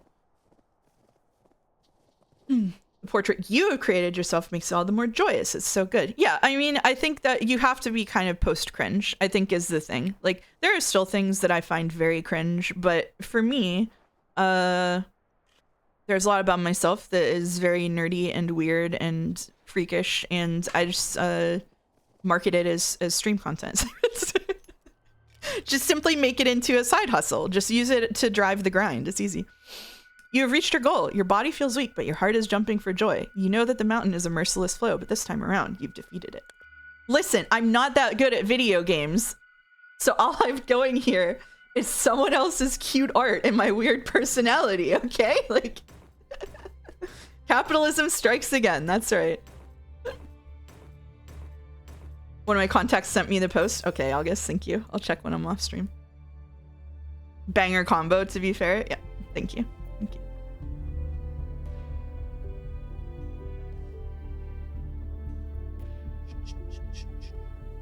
A lot of people were afraid of furries for having a niche and involved community, but nowadays tons of communities have that, so it's less stigmatized. Yeah, the internet in general has developed a lot of sub-communities that are just as weird, if not more so, than furries, so it's not like you can hold it against furries anymore. The fact that the OG furry webcomic was about a graphic designer skunk predicted the future of furries running everything. I don't remember that one. Mouse people became famous with way less. You're doing great. Thank you. I don't want to be famous. I'm happy with the level of platform we have now. If it gets bigger, I'll be concerned. You wake up in this station with one thought plaguing you. How long have you already been on the island, unwittingly trapped in this time loop? Hard to say. Months? Years? It might sound strange, since time is basically the only thing I think about, but I've also lost all sense of it. You have more questions you unanswered. How did the stranger get into the station? And how does she know about the experiments that took place here? You should know that I'm not here by chance. My father is the lead researcher, or he was, I mean. When the accident happened, I must have lost consciousness. When I finally woke up, I was alone. I was just a girl, and I was afraid. I was scared to set foot outside the door. Sorry, her father brought her to a remote research station at the bottom of a giant set of mountains. Why? Was it bring your daughter to work day? Like, what do you mean he brought you here as a kid? All right, whatever. When I eventually realized that my father wasn't coming back, I started to look for an escape. I ventured out of the station and met people, but when we saw each other again, they didn't remember me. Everything out there kept repeating, but not in here. It was like a puzzle where the pieces didn't really seem to fit.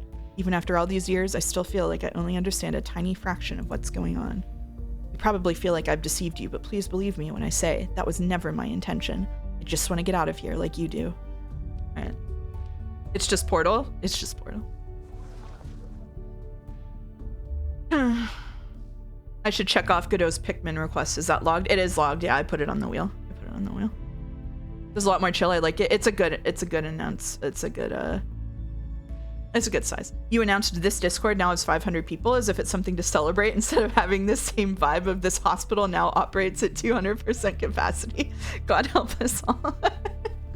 The Discord, for the Discord, like for every 20 people that join, we get like one more active poster though. So it's like, you know, like it's like, the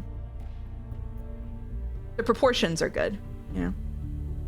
I don't know. I think that we can maintain the good vibes even if it gets bigger. We just have to be diligent about not falling into like community standards that are unhealthy. I'm part of the 19. That's okay. Different people, you don't have to interact in the Discord. You can use it as an announcement farm. Like, it's fine. Nobody's required. Okay, what was I gonna do? Minus 20% time change. That is big. We're taking that. So that was journalist. What do we have for scientist? We have oxygen per hour when moving on snow, sanity per hour when moving on ice, body temperature per hour when moving on stone. I like oxygen per hour on snow. That seems pretty efficient. And for adventurer, whenever you use a consumable item, give them health. 2.5 sanity per hour when moving. What's this? Minus 15% time cost on all terrain. Hell yeah. The Discord is pretty cool, I think. I like the Discord. It's a good place. What you're saying is we need 30 more game night pings per day. Maybe. All right, let's do... Oh, shit. It's another journalist. Let's do, Was the last one we did scientist or journalist? I think it was scientist, right? I don't remember. I have a problem. That got unblocked, Skitter, sorry. Is that a pelt drying with the clothes? That is a pelt drying with the clothes.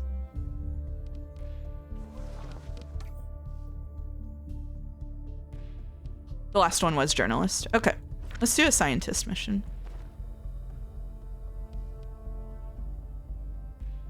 I was counting on it being blocked. We deleted it today. Going to Kermit Gulag.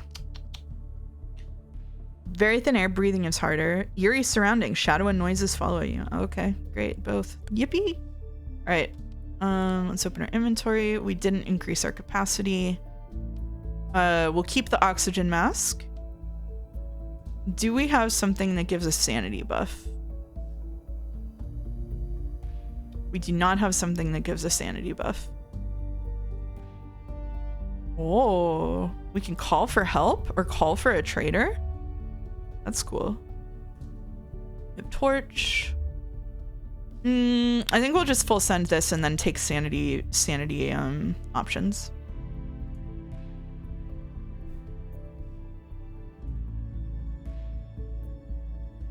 I like the per posting in the Discord. Per posting.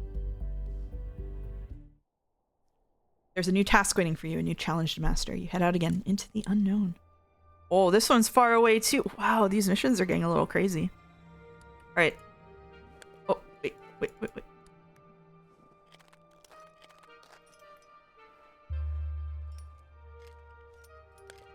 Wait, did I come in? Wait. We killed the character. We killed the character. We're dead. I came in here as the wrong job, I think. I assume pet posting? Oh, cat posts. I see. All right.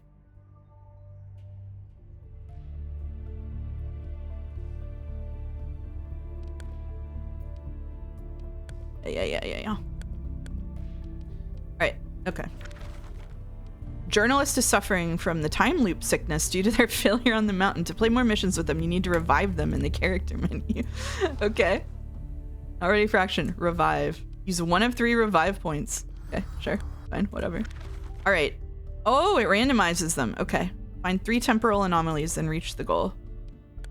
Okay, so we need to change to the scientist. All right, we're good this time. We're so good. Okay, cold nights. Colder than usual. Increased body temperature loss at night. Do we have something for this? We do have something for this. So let's take this. This? Revival points? I have no idea. Maybe you refill them whenever you beat something. I don't know. I don't know how it works. We're gonna do the scientist this time though.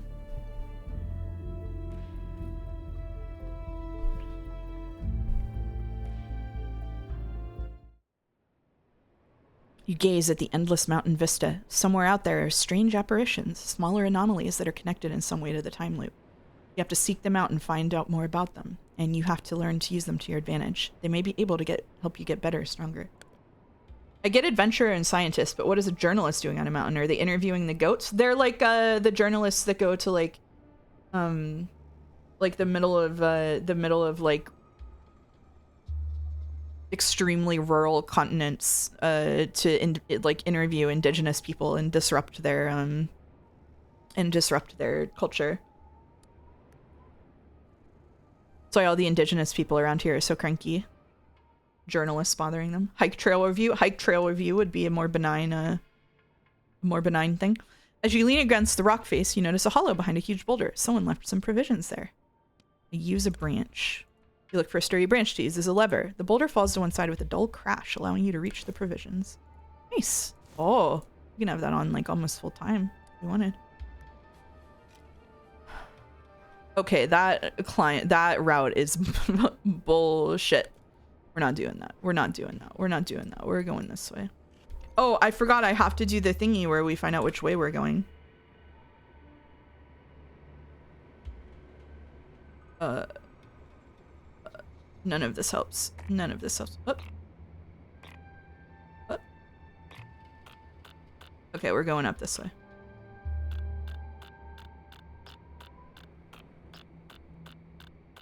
Okay. All right. Oh my god, what is with these routes? Holy moly. All right, I guess we'll go down to this thing then. I feel like there's some amount of social benefit to societal benefit to reporting on isolated cultural groups. I think so. It's just usually better done by an anthropologist than a journalist. Glorp jamming signal. No, not Glorp.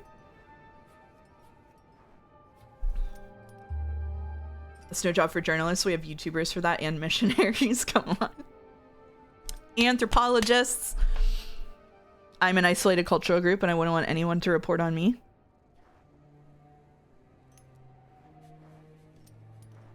I want to keep quiet in the Twitch chat then, Ravine. They're very inquisitive in here.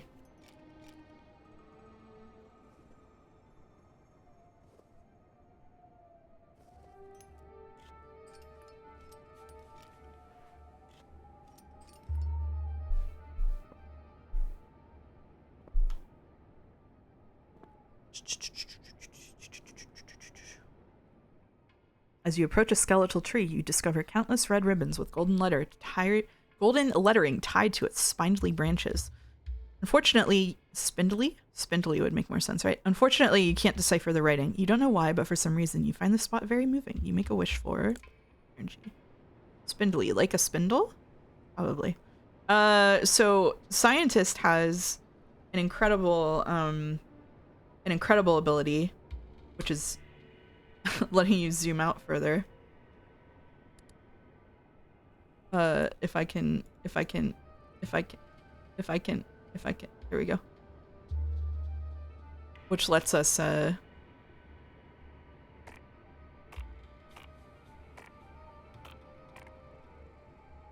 at least a little bit more of that, but, not that much.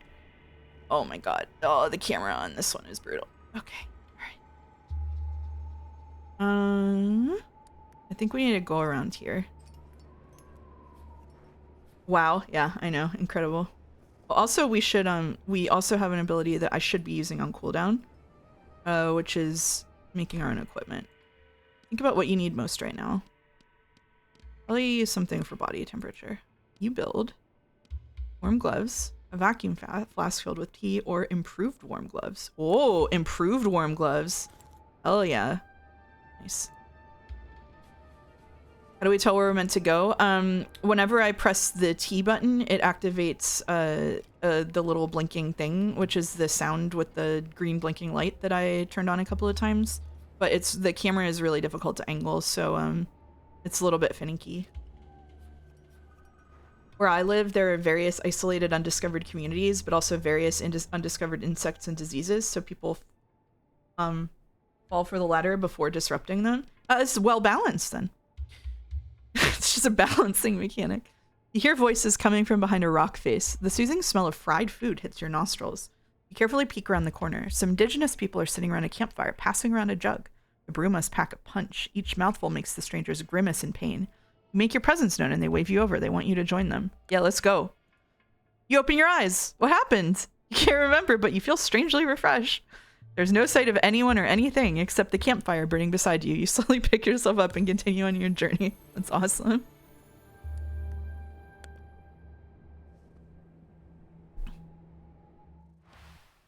Okay. Consumable item and get some body temperature. Let's gain when we wake up. Take it slow. Take it slow. We're gonna have a hell of a time being able to figure out where we're supposed to go this level. You peer into a dark cave in the rock face. You're met with an overpowering stench of death and decay. In the back of the cave, you can make out the bulky shape of something enormous, probably an animal carcass. As you turn to leave, you hear a faint whimper. You venture into the mouth of the cave where you discover a bear cub looking up at you with terrified eyes. I'm gonna help the bear cub. You crouch down and extend a hand toward the animal. It approaches you cautiously, then nuzzles your palm. You scratch it behind the ears for a few minutes until its panicked breathing steadies. You slowly stand to leave the cave. It breaks your heart, but there's nothing more you can do. Aww. Why it gotta be like that? Oh, the camera. Worth? Yeah, worth for sure.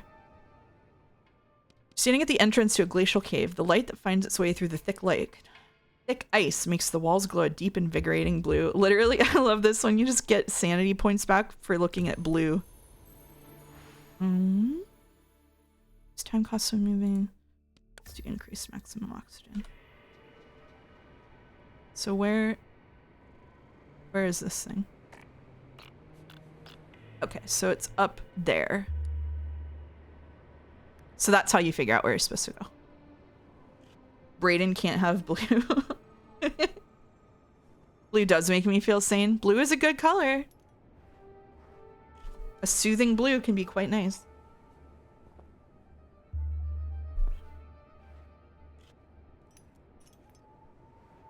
It is like unironically really hard to actually the other thing I should be doing is using this on cooldown, which is spending time to gain experience, so I need to remember to do that. A lot of use on cooldown abilities for scientist.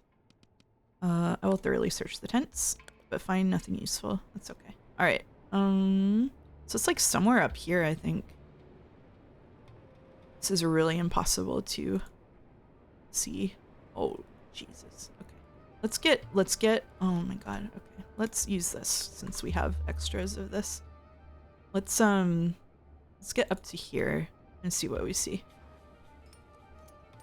Oh shit, I just didn't do the thing I said I would do.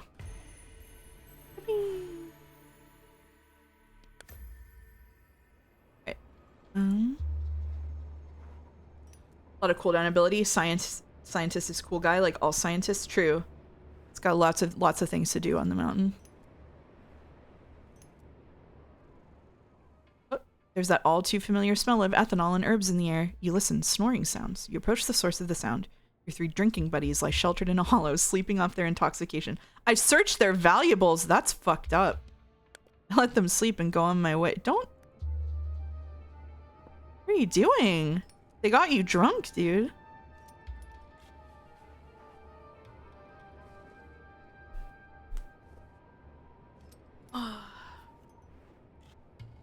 If blue had been the color out of space, everyone would have been happy and productive. It's so true. Where did Mother Nature go wrong?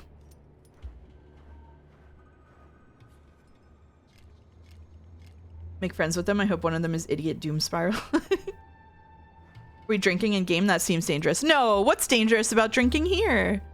What could possibly go wrong? What do you mean? Several locals approach you with spades on their backs. They're carrying a long object wrapped in a cloth. A procession! You listen to their monotonous guttural singing, which they do not halt even when your eyes meet. Their otherworldly song is full of pain and sorrow. Should I interrupt this funeral? I feel like I should not interrupt this funeral. It's just... Sorry to miss out on content. Okay, so it's like... Alright. So let's go up to here. Have some respect for the dead, yeah. Oh, did you see that movie, The Color of Out of Space one with Nick Cage? No, I did not. No, I did not.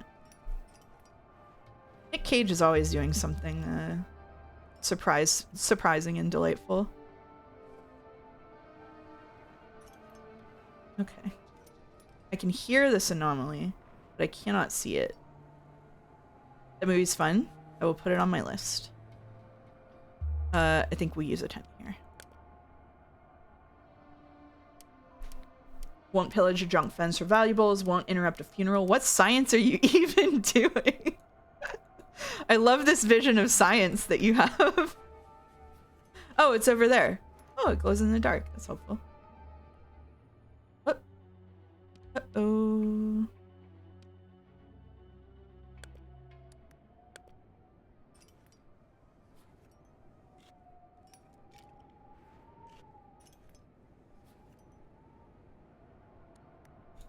Alright, we're just gonna go on a whole little route over here.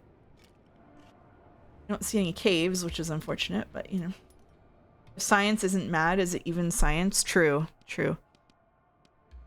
Half buried in the ground, you find a weathered stone plaque. It seems to be old. Very old, in fact. I actually think we cannot spare that energy right now since we just used our... Sad. Tragic.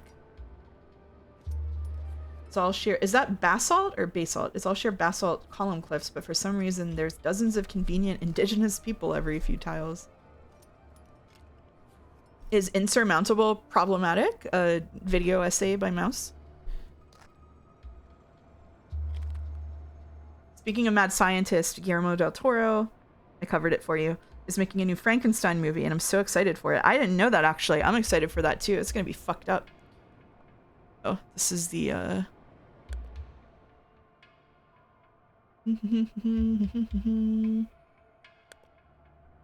Tried to loot the corpse and couldn't. Sad. Assault. Tips Fedora. Mouse has a video essay channel? No, I was just riffing. I don't have the video editing skills to make a video essay channel. The Frankenstein movie is apparently very faithful to the book, which is unusual and cool. Ooh, that does sound cool. Oh, short energy. I think it's funny the game is always phrasing it like that because they don't want to invent an actual culture who lives on a time loop mountain. Yeah, you have the indigenous people and the occupiers, and that's what you got. Yeah, we're stuck with it.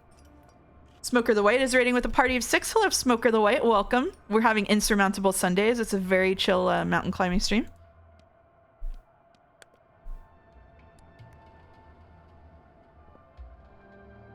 Just put the mouse on screen while you yap. It's not hard. Yeah, but that's what the streams are already. I need to differentiate the video essays by doing like research and writing a script. You know what I mean? I'm gonna have to go to bed now. Have fun. See you later, Colton. Thanks for dropping by. Hello, Twitch.television's own Hello, it's Mouse. Hello, Twitch.television's own Smoker the White. You reach a wide open plain, but suddenly lightning shoots out of the ground. Some kind of see-through ice cloud rises up and moves slowly toward you. You found the anomaly, or did it find you? It will throw something into the anomaly. You search the ground for a small rock. Your scientific curiosity is stronger than your worry about how the cloud will react. Once the rock has landed in the middle of the apparition, it loses all momentum, stopping dead. You see small veins forming on the surface. They begin to grow, getting brighter and stronger until they finally burst and destroy the cloud of ice. You get closer. The rock you threw has disappeared, but something has appeared in its place. A bag filled with provisions. You grab it quickly. You're pleased that your little experiment yielded decent results. Hell yeah. High quality insulated boots, baby. That's what it's all about. Love to see that. That's what the streams are already. I'm trying to bait you into making essentially on-demand streams. The streams are already on-demand streams. I have a VOD channel. We just hit 69 videos nice on the VOD channel. That's basically video essays, right? I think we'll take this because we're certainly going to end up sleeping without a tent. Traded rock for provisions. It's that easy. It's that easy. All right, where are we going? What's the deal?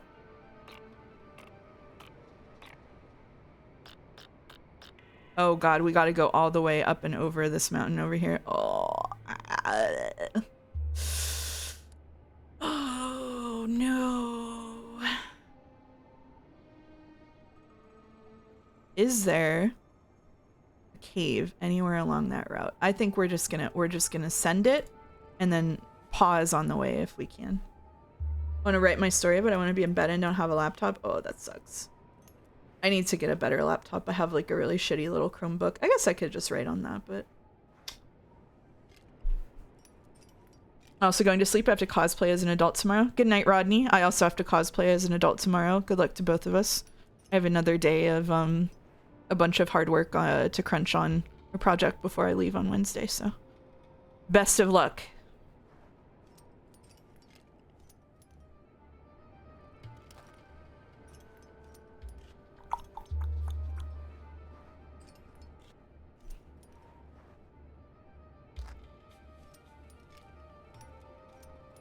Oh, my friend just texted me a picture. My friend rescues cats as like a hobby. Like he volunteers at a bunch of cat rescues and he goes looking for people's lost cats. He found my cat Casey when Casey accidentally got locked out of the house a couple of years ago.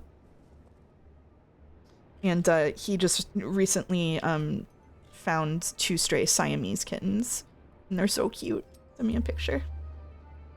Don't be saying that stuff now. I'm gonna get Sunday scaries 2 hours ahead of schedule. I'm sorry. I'm sorry. Think about kittens instead. Yeah, little babies. Little babies. was actually crazy. So Casey got locked out of the house. Oh, we can go to a here. Casey, I was out gardening and I left the door open for like 1 minute while I was getting something from inside, and Casey snuck out and went onto the porch when I wasn't looking. And then I went inside and locked him out accidentally. And I was just like so upset because I couldn't find him in the morning, because he usually sleeps with me. He'll come to bed after I go to sleep sometimes, and I woke up and he wasn't there and I knew something was wrong. And I looked for him all day, all up and down the street, and I couldn't find him. My mom came and looked for him. I was just crying all day. And then this was I didn't know my friend very well then. He was just like someone I knew on Twitter. He saw me post about it on Twitter and he was like, hey, this might sound weird, but I kind of find lost cats as a hobby. Do you mind will you give me your address? I'll come over and look for him. And I was like, yeah, sure, man. Like, I can't do it. I can't do another night without him. I'm going to lose my mind. And that motherfucker found him in under half an hour. I had searched for like 6 hours and that motherfucker found him in under half an hour. 20 minutes later, he texts me and is like, can you come see if this is your cat? So what happened was, and this was so sad, I looked on my Ring camera and verified it later. What happened was, Casey got locked out and he was a very good boy and he just stayed on the porch patiently waiting for me to let him back in. Like, he just hung out there, and then a thunderstorm came and he got really scared and bolted off the porch. And he ran like 6 blocks. He ran like maybe like 2 blocks down the street, and he ran up onto someone else's porch and hid under their like a chair that they had there. And I guess he stayed there all day. And it rained the whole day. And then when my friend found him, he was just under the chair going, meow, like the most pathetic, wet, bedraggled beast. And so I went and met them, and it was him. And I brought him home, and he sat under the air conditioner for like 10 straight hours. And ever since then, he's been terrified of thunderstorms. And I had to move his food dish away from the back door because he's scared of doors now. Casey's terror, that's right. I feel that I sadly lost my oldest girl, and I'm still sad about it. She has since passed. Oh, yeah. I had another cat at that time, my boy Lucas. I got them within 6 months of each other. Casey is now 15. Lucas was a little bit younger, and I lost Lucas a couple of months ago, which was really, really hard for me, and part of the reason I'm having a really bad year. So yeah, sorry to hear that. It's tough letting go of him. I'm glad I got Casey back though. He sat in the corner. Why have you abandoned me, mother? So ever since I said this on stream before, but the other really tragic thing is that I didn't realize that cats will socially eat, and he and Lucas always ate together, and he's been like frantically running up and down the stairs howling at me, and I couldn't figure out why, because he has food and water, he has clean litter, and the reason was he wanted me to sit with him while he eats, because he likes socially eating, so I just sit with him and hang out while he eats a couple of times a day. Poor thingy. Rest easy, King Lucas, and all of our buddies who've gone ahead of us. Yeah, it's really hard. It's really hard. One of mine does that. It's so cute. I'm worried about when I go away this week on my business trip. So I got one of like those Nest cameras, and I'm gonna point it at the food dish to make sure that he eats when I'm gone, because I'm only gonna be away for a few days. But if he is not eating when I'm gone, I'm gonna have to hire someone to come over and sit while he... Dear cat sitter, can you please sit while my cat eats? Yeah. Anyway. A flock of migratory birds flies over your head. You gawp incredulously as the animals change formation and make shapes in the heaven. Migratory birds are extremely rare at these altitudes, but the sight of them warms your heart. As the birds slowly disappear across the horizon, over the horizon, you think about all the mysterious and inexplicable things you've encountered during your journey. Are they the result of natural phenomena? Are they anomalies? Or could the mysterious occupiers be behind them all? You still don't understand what's happening here, but something inside you tells you you will find what you're looking for. It's nice. Getting lots of filled with determination events. My cat does that. I sit there and say to him, you fucking fat ass cat, it's 5 a.m. He at least eats on my schedule. You know? I would 100% do that if I could. I love cats. Cats are amazing. Cats are magical. You will find the peak. That's right.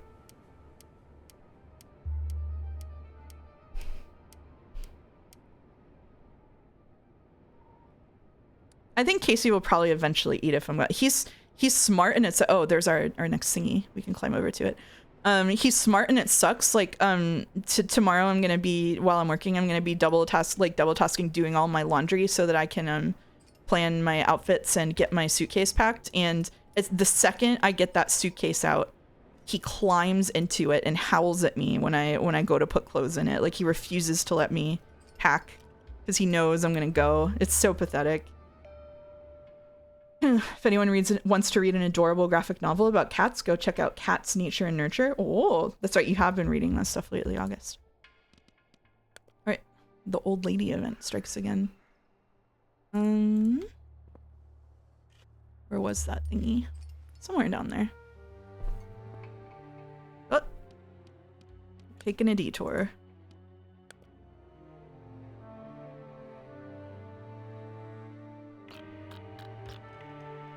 I wish it sparkled during the daytime more clearly too. That would be nice. I always had cats, and it's funny because we have a ghost cat in this house. Oh, ghost cat. They meow at us from empty rooms and sleep on our legs. I think it's my childhood tuxedo cat. That would be cute. Ghost cat. There's a guy here in Seattle who goes out and finds people's lost wedding rings using metal detectors and scuba diving equipment. He films it all for a YouTube channel. Yeah, that's my friend shit. It's crazy. He's always going out and finding people's cat. He'll literally like cruise Craigslist listings for people's lost cats and go find them for them. Just like, that kind of stuff is so cool. Oh, I'm in the death zone.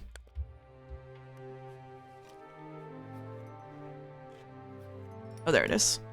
We can stop at the cave for a treat. Peak? Yeah, it is Peak. It is Peak. Very kind person. From mountaintops to other places, have you ever heard about how fucked diving is? In which way? In which way? God, I wish that were me positive. I know. It could be you. You could, anybody can do it. You ever suspected that he just kidnaps cats? No, he's too nice for that. He's just like a genuinely nice dude. The worst thing about him is that he keeps making fun of Canada and Canadians when we hang out. I don't think he would ever watch the stream, but sorry to call you out if you watch the stream. He keeps making fun of Canada and Canadians, and every time he does, I'm like, bro, we have no ground to stand on as Americans about this anymore. There is literally nothing that we're doing better than Canada, man. Like, there is no room to criticize here. Like, we're done. It's so easy to die from diving. Oh yeah, for sure. I guess I do know that, yeah.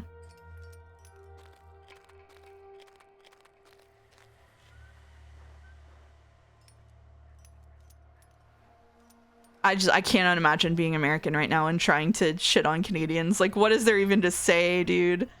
Like, absolutely not.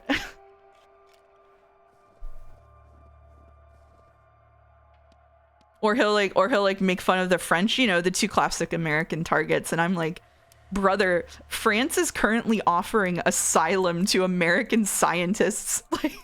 Like they're letting people go from America to France to research positions because all of the governmental programs around science are being shut down here. Like, you can't be making fun of France.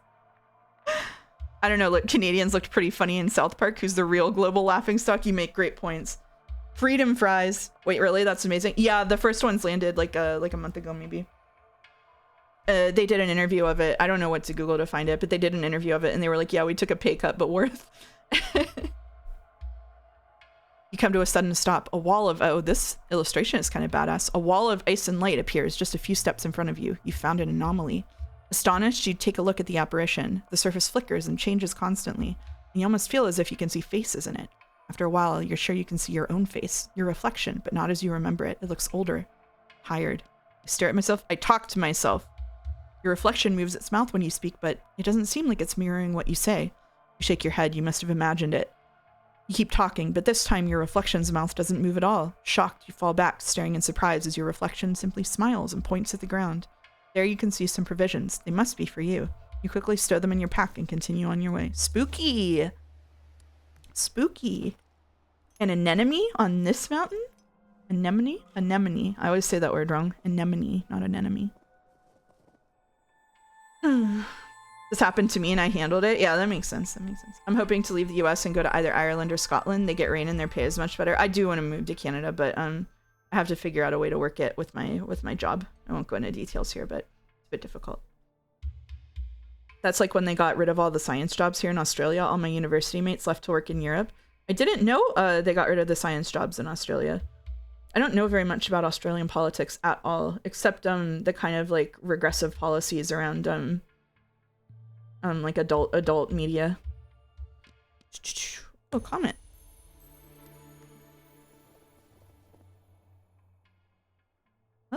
Beneath a rocky outcrop, a woman sits by a small fire, warming her hands. Her face is painted with artful, sweeping lines and circles.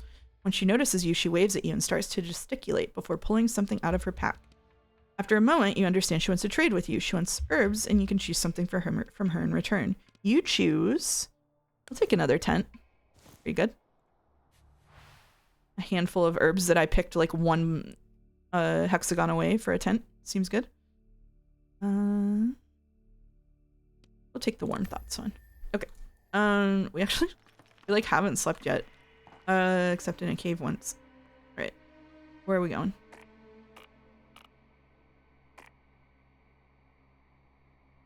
Where? Okay. Alright. Okay. Alright. Stop at this cave, why not? They're speedrunning, becoming a hybrid of the UK and the US with all the downsides of both. We had massive neo-Nazi rallies the other weekend. That sucks, I'm sorry.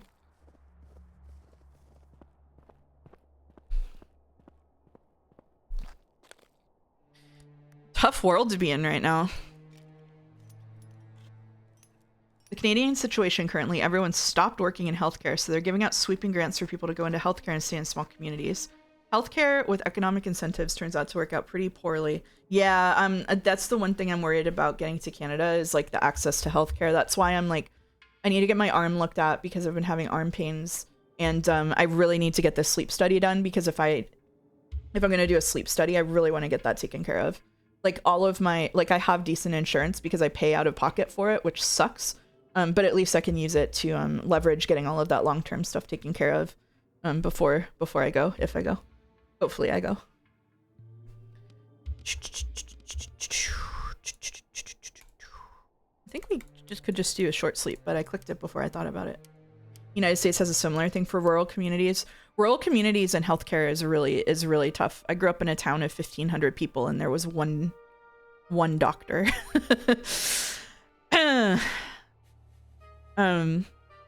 A lot of people would end up traveling pretty far for healthcare. Yeah. He later got, it was like one doctor's practice, and he later got like a second doctor there, so that helped things a little, but it was still like there was one doctor. Hope you don't need the doctor that badly. That's right. There were a couple of hospitals like there was a hospital about a 20-minute drive away and a hospital about a 40-minute drive away. So luckily you could go out of your way to a bigger town to get healthcare, but yeah, if you wanted to stay in town, there was one and doctor. Yeah, and doctor. I said that before. You said it in chat. Not so neat. The nice thing is, though, I'm not rostered. I can get healthcare when I really need it without bleeding myself dry. That's good. That's good. That's how things were for my hometown too. It was pretty rough. Yeah, it was. I'm really lucky. So that doctor was actually my neighbor, and he really got along really well with my mom. And he was just a really kind person, generally speaking. But like in a world where that doctor sucked and was willing to like just share people's health information wantonly, which happens sometimes, like we would have been absolutely screwed. So I'm lucky in that way. They do that here too, since uni is free here. Only the best of the best get into it for medical degrees, but if you contractually bind yourself to a local community for 10 years, you get in with worse than perfect grades. That's interesting. I didn't know that actually. I didn't know you could just sign up for that. My hometown is building urgent housing for out-of-town doctors and nurses for COVID. Oh man, that's a little late, huh? Oh.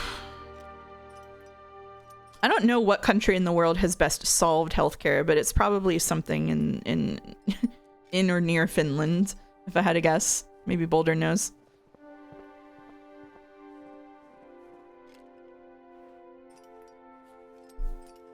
Probably a smaller country. That's true, yeah. There's no place that has solved healthcare. What's gotten the closest, I wonder. I need to pause and look for the Christmas Island, maybe.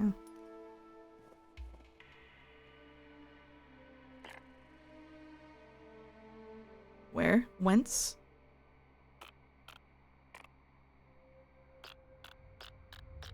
Okay. Alright.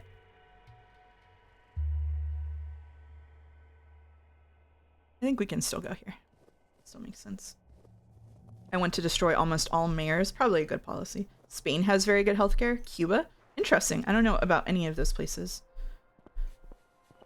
As a kid, I wanted to get into healthcare stuff. Then I discovered I'm a little squeamish around blood. I have... So what for the game redeems in Discord, I made a note that I can't do things with extreme gore. I am not joking when I tell you I once passed out during an episode of a television show because there was some blood in a way that it deeply upset me. Like there's no way. Like I would love to play Silent Hill F and stream it, but like, oh my goodness. Oh my goodness. I'm so curious on more. You mean more? I can explain the specifics if that's what you mean.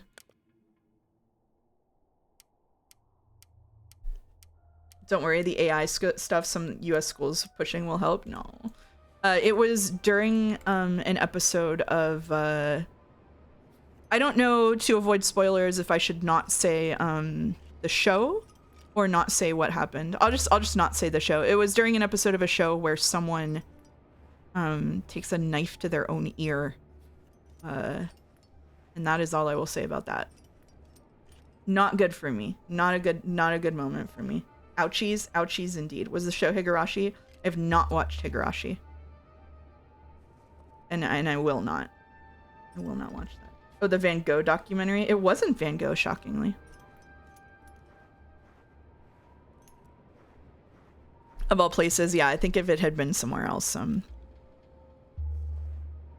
I also have a really bad thing about like hands, like fingernails and hands and stuff. Like I can't do any of that. I can't look at that. So, were they an elf? They were not an elf. They were not a self-loathing elf. It was a person in a very somewhat realistic situation, which I think was part of the problem. There was also a time when I was a kid when my mom hurt herself and I needed to call 911 and I looked at the blood and just fell over. She still rags on me for that. She's like, what the hell was I supposed to do? Why are you and Joe so touchy on spoilers? Just say the show, nobody cares. I'm not, I actually don't care about spoilers, but other people don't like to be spoiled. So the answer is I'm trying to be courteous, which I think in most cases is considered optimal.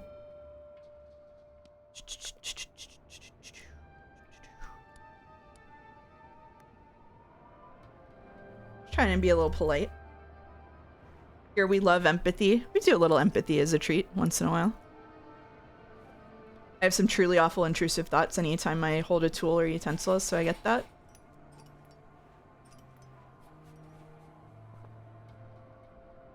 I'm moving around because of that image. I'm sorry. I'm sorry. I just want to know the show name. Yeah. I don't know. If you're on Jads or something, you can DM me and I'll tell you. Intrusive thought when I pick up a tool playing air guitar. I have that with box cutters. I have a serious issue with intrusive thoughts with box cutters. Specifically. Not knives, box cutters. I don't know why. I once fainted very dramatically after getting an injection behind my ear. Oh god. Oh, that sounds like an unpleasant moment.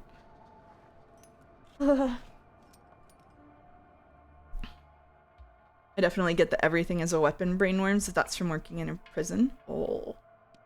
Yeah, that would make sense. An eagle? You rub your eyes, bewildered. A huge bird of prey lands on a tree stump. An eagle with a white head and chest. You shake your head, confused. You wouldn't usually find sea eagles at this elevation. Even though something is not quite right here, you're overjoyed to see the majestic bird. Once you've made a few notes, you say farewell to the eagle and continue on your journey. Caw-caw indeed. My roommate got a concussion after fainting from a needle? Oh my god. The cozy stream has taken a brutal turn. Somebody change the subject quick. I assume it wasn't Uzumaki, but that one was bad for me when I read it. It was not Uzumaki. It was not an anime. It was a real life scenario, which is part of the problem. It's funny, I was worried about my blood draw. It went totally fine and then I fainted from blood loss. Oh no. Mouse, what's your favorite vegetable? Gotta be the humble potato. Not my favorite tasting vegetable, but absolutely the most versatile, excellent source of excellent sorts of nutrients. Incredibly versatile. Makes a great soup. Great when you bake it. Love the potato. Love the potato. Potato is a Reddit answer. If you ask me what my favorite green vegetable is, the answer is asparagus. I love almost all vegetables except I have a texture issue with eggplant and squash. Mouse, how is your spice tolerance? I can tolerate pretty spicy. Pretty spicy. Like if I order from like an Indian place, I'm getting 7 or 8. What's your favorite fruit? Peach. The humble peach. I would love to wish for energy.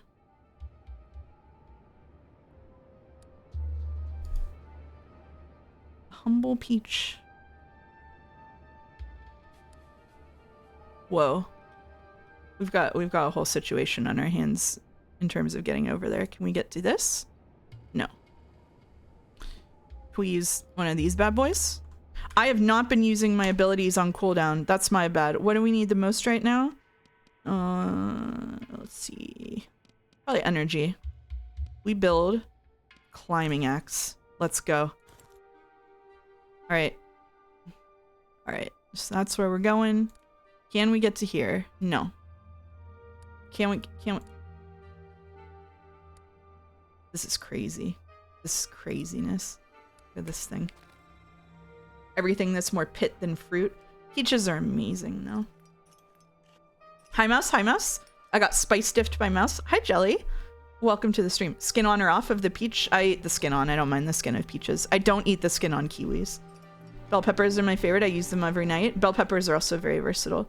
Mouse, what's the appeal of Otome? I think the appeal of Otome is that the plots are very ridiculous, but I have a weird thing where I enjoy like repetitive structures and predictable structures and like non-linear structures. So like Otome VNs are predictably non-linear. Like they follow a similar pattern and then like it's like a kid being read a bedtime story but with hot guys. Like I like that like generally the same pattern happens every time. I like that it's a little ridiculous. It scratches the same itch that romance novels do, I think. Except for like a pretentious English major weeb. You know? This kind of thing. Incredible description, thank you. I made it myself. The one Otome I played ended with the MC locked in a cage. That surprisingly doesn't narrow it down. Nope, sure doesn't. Yeah, I think like the bad endings in Otome are just so cartoonishly ridiculous. It's just like deeply entertaining in a way that a lot of other media isn't. I need to catch up on everything. I'm a chronic second-hander. That's okay. I've read maybe one romance novel, and I think it was the only book to ever make me cry, so I should probably read more. Romance novels, like, low-key kind of slap. I don't know, the romance novels are one of the things where, like, they get made fun of because it's for women or whatever, and that makes you weak for enjoying them, but they go kind of hard. Romance novels and rom-coms. A lot of them are really interesting. There's a Nekopara Otome? I did not know that. Oh, someone asking what Otome is? Yeah, it's a genre of VNs that usually almost always involve a female protagonist picking between a bunch of male love options. It's het slap, but sometimes there's a female love option thrown in there. Sometimes it gets a little creative. Any romance novel recommendations? I've never read a single one. I would say I read Otome like other people read romance novels. I don't read a lot of direct romance novels. But I do tend to prefer literary fiction that has like a romantic slant. I don't know. I'd have to think about a recommendation for that. Mouse, you may like Otome, but what do you think about Automaton? I don't know what that is. Can you check your DMs? I need to know the ear cutting show. Yeah, I'll just do this one. Yep. You Googled ear cutting off show and you got the right answer. That's right. I'm now trying to remember the Otome game where you date Arsene Lupin. I don't know, but that sounds awesome. I like This Is How You Lose the Time War. This Is How You Lose the Time War is an excellent example. Thank you. I also loved This Is How You Lose the Time War. Great one. No way, that's crazy. There you go. There you go.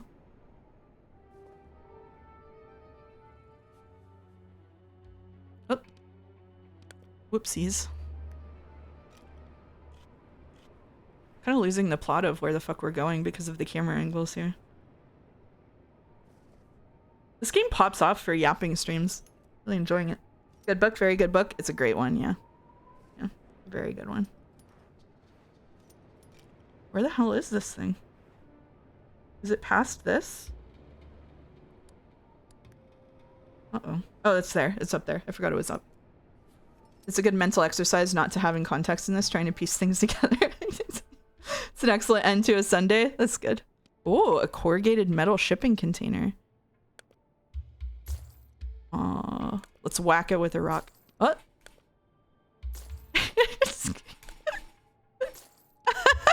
You just give up? No way.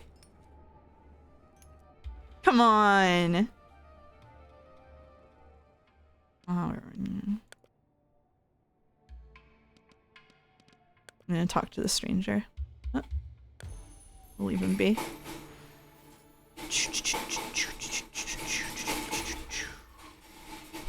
I think we unfortunately have to use a tent again here. About Time is a very good rom-com, maybe more drama than rom-com. Oh, I haven't seen that one. Or read that one, either way. I guess seen, if it's a rom-com.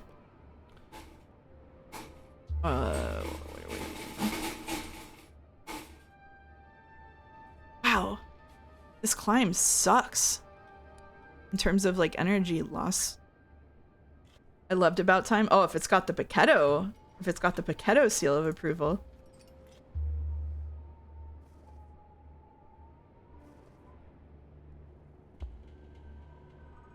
What's up with the march going inside your house? That is the chinchilla wheel that is next to the computer. We hear the chinchillas during the stream. If you ever look at the fan art, there's lots of fan art of the chinchillas, and they deserve more.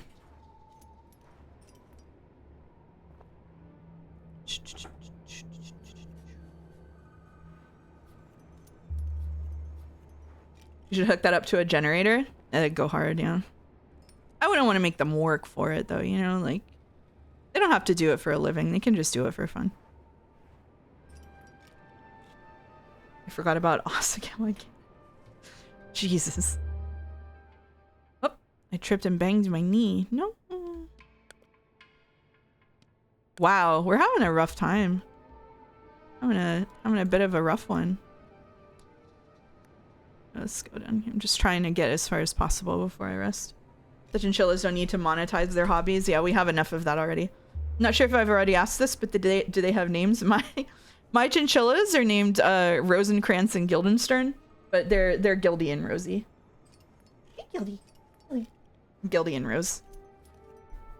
Chat, what's your opinions on A Court of Blood and Thorns? Not great. Not great, in my opinion. Oh, they drank all their water. He's here to tell me he's out of water. Oh, man. I just refilled that. All right. We'll take a break before I think what I'm going to do is do one more climb, and I'll take a break before the next climb to refill their water bottle. They're doing hard work running on the wheel. The top review says there's a part early on where the protagonist's inner monologue mentions hearing cicadas, but they use the sound of crickets. Wow, minus 20 points. Honestly. Unreadable, unwatchable, unplayable. Going to the book section of Target and going, I would never read any of these every time.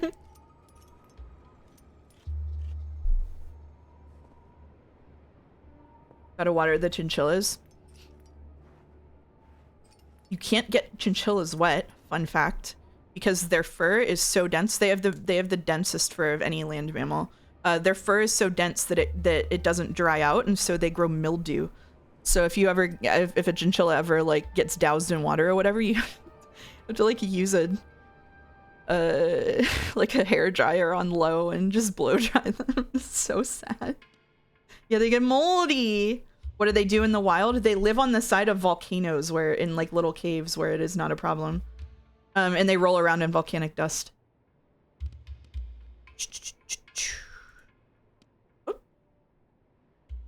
Oh man, I got kicked. That's all right.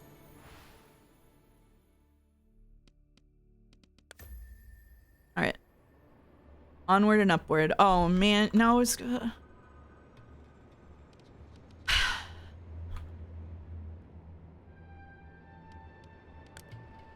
No, I won't make it up there because he kicked me. They grow fur in an environment that is already hot. Why? I don't know that it's actually hot there. I'm not sure exactly. I don't know about the scientific specificities of it. Just make some tea. I'm just crafting because I think I'll probably get points for it at the end.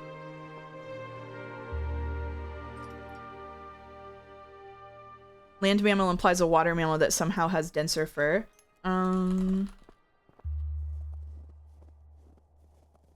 Sea otters is the answer to that. Yeah, sea otters have the densest fur of any mammal on Earth. Yeah, I just wanted to double check. This is the quick Google. Insulation, it keeps them cool. It's why dogs can't be shaved. Their fur is insulation that keeps them cool. Now I know. Now I know when someone asks me that. Feathers too. Oh. Oh yeah, that's why. Yeah, that. Oh, that's right. That's why you shouldn't shave like huskies or whatever, because it's almost like a. I see. Yeah. It's not like it's an active volcano. It would be unfortunate if it were an active volcano.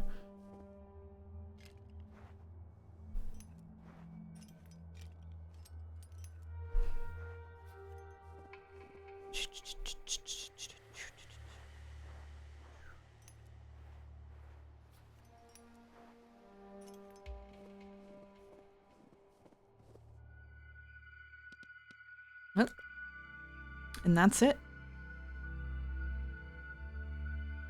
Sea otters are very cute, and I recommend not looking up anything about their behaviors.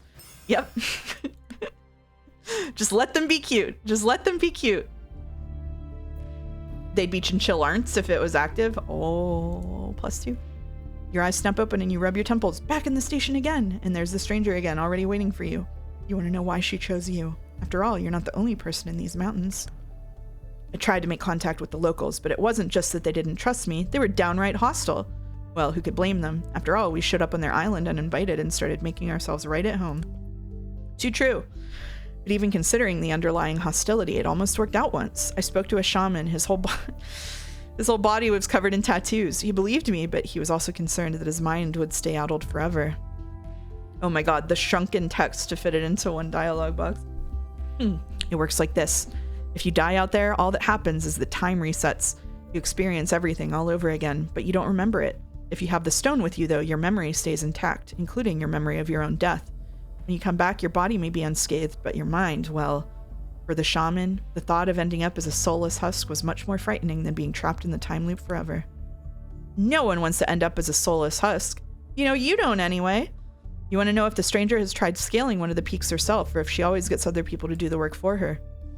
I'm not a mountaineer, and I wouldn't survive an hour in the death zone, but you send a journalist out there?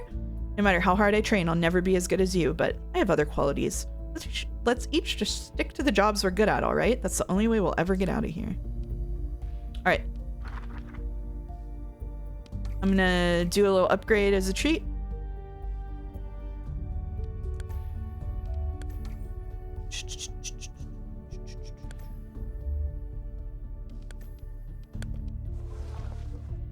We don't have any points. No points for us. Okay, we will do one more side mission tonight.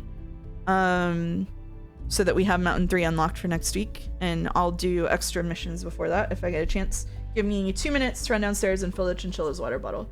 They have to have bottled or filtered water. So, I can't just use the sink up here. I'll be right back.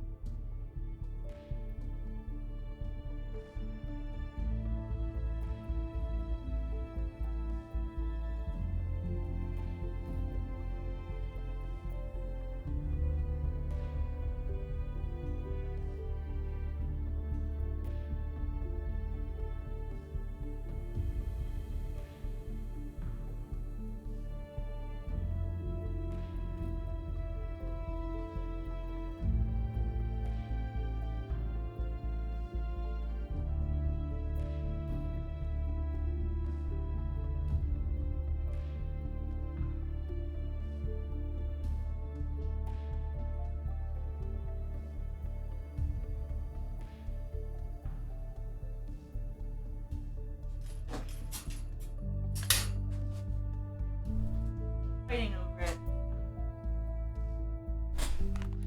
Alright, I'm back. I'm back. Water for the water god. Alright, let's do scale the summit, then reach the goal. 4 temporal anomalies, that's gonna be long. Are all of these the same difficulty?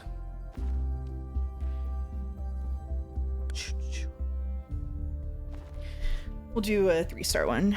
It's just scaling and then the goal. Very rough terrain. Do we have who's good on rough terrain? The journalist who's good on rough terrain? Yes. We'll do the journalist.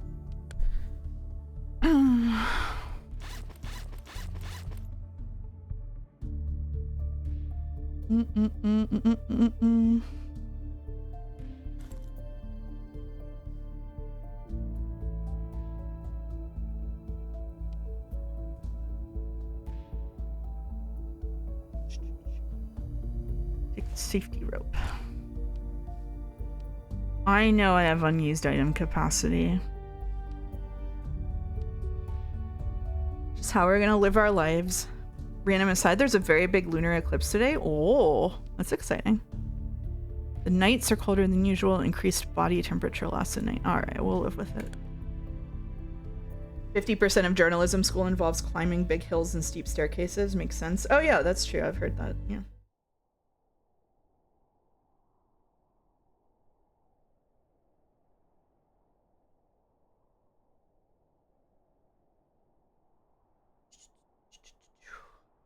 Got some very red photos of the moon from relatives. That's badass. All right, here we go. Less far away this time. Or at least it looks that way. Maybe that's just deceptive. Who knows? Here we go.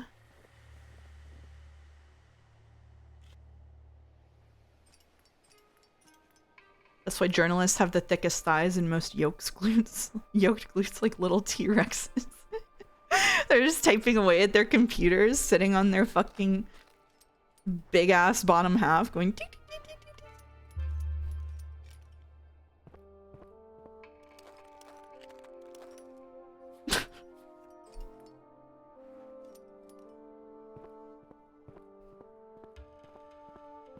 Everyone's so mean to me.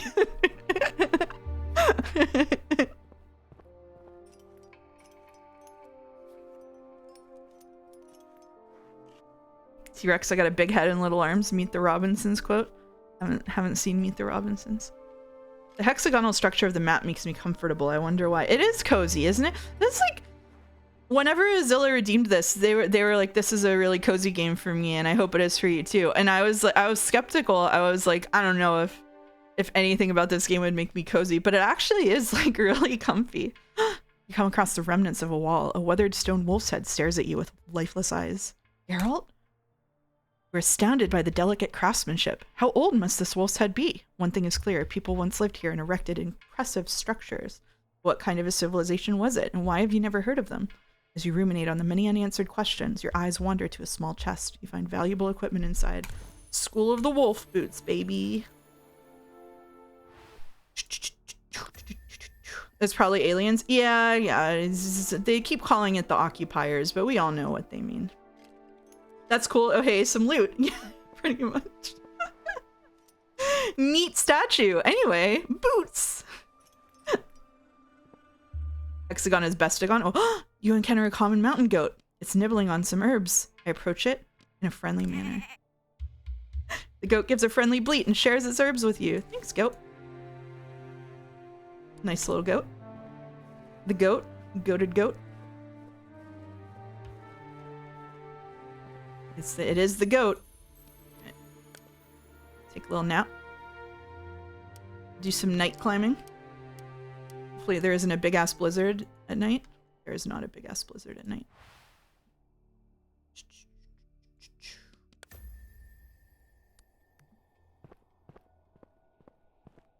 Okay. Whoop. Take a detour. You just got herbs from Metaphor Fantasia. That's awesome. I'm sorry, Boke, you missed out. You missed the metaphor hating part of the stream. I'm all out of energy for it. You carefully open the door of the shack. Inside, there are books and other documents piled to the ceiling. Just as you're about to enter, a tall woman with long white hair suddenly appears in front of you. She speaks to you quickly in a language you don't understand. When you shrug apologetically, she disappears and returns shortly after with a few possessions. She wants to trade. She would like a tent from you and offers her one of her items in return. I'm not trading you my only tent. Are you crazy? All right, we're gonna pop this and go up here.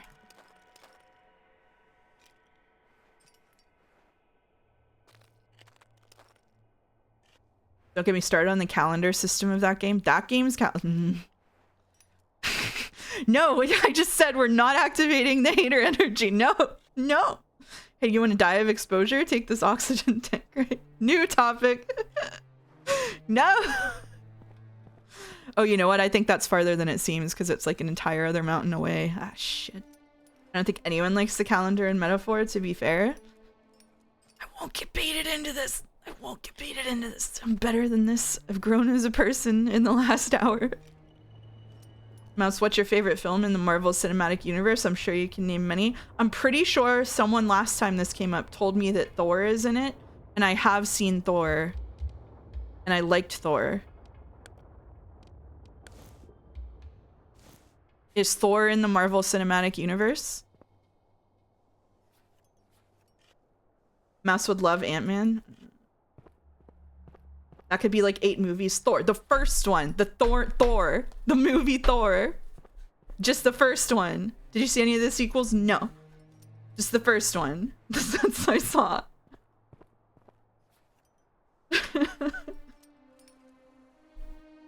She knows Thor from Marvel Rivals. Oh, is he in Marvel Rivals? You once again encounter a common mountain goat. It's standing behind a rock and using its head to point emphatically in the direction you're walking. Is it trying to warn you? I hide behind the rock too. Walking just a few feet ahead of you is a large wildcat. It notices neither you nor the goat. This goat rocks. Thank you, goat. Take experience gain. I love the Loki series. They made a series just out of Loki. When I was a kid, I loved different pantheons of gods and goddesses, and so that is why I have seen Thor, because when I was a kid, I really loved Loki. Diana Wynne Jones, who is an author that I mentioned before on this stream, had a book called 8 Days of Luke, which was about the Norse gods coming and moving into a town with a kid who lived there. Kind of cool. Loki kind of founded a drag, TBH. Is it a pun? Thor is like the rom-com of the MCU. Yeah, that checks out. That checks out. I remember playing Age of Mythology at 10 years old and first learning of Norse myths that way. I had books, but I also played Age of Mythology. I had books on all of the major like pantheons. I really enjoyed. Oh, this is a creepy illustration. Branches of a nearby bush are completely covered in spider webs. As you take a closer look, you notice several spiders vanishing into a hole in the ground. You bend over to inspect the hole. It looks like there's something hidden in there. Absolutely. No. I read up on sea otter behaviors. I didn't find anything bad. The worst thing is apparently male otters biting females during mating, which is pretty normal. I do it all the time. Thanks for the update. People in my generation read The Lightning Thief, and that's how I got interested. Rick Riordan raised a generation of people interested in Greek moment and Egyptian mythology. Oh, that makes sense, yeah. You were standing at the entrance to a glacial cave. Oh, it's the blue cave again. Love the blue cave. Love it. Can we get there? We can get there. That's great. That's good for us. Thanks for the info. Ban that chatter.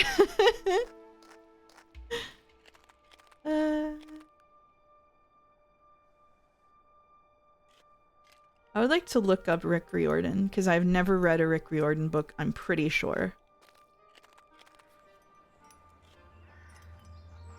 Publications. Oh, is he the Percy Jackson guy? Oh, I thought Percy Jackson was the author.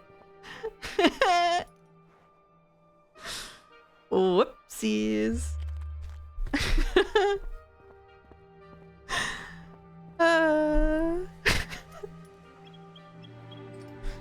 It's teen slop. Can we unauto mod slop? I'm feeling generous today. Oh, there's another cave on the way.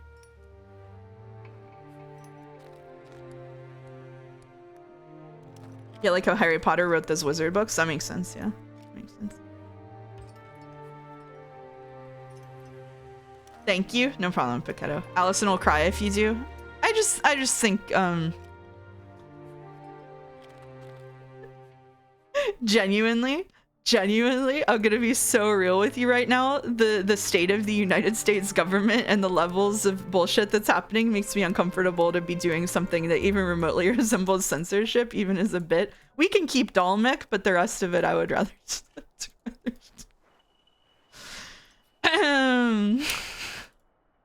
I think we originally blocked slop because Joe raided after the stream where everybody was saying it, and it would be a funny bit, so we can unblock it now. Keeping D-Man is really funny. Yeah, keeping that is like the trap for people to fall into, I think is fine. It's cute, but yeah. Oh, the current state of the United States is doing untold damage to me mentally, man.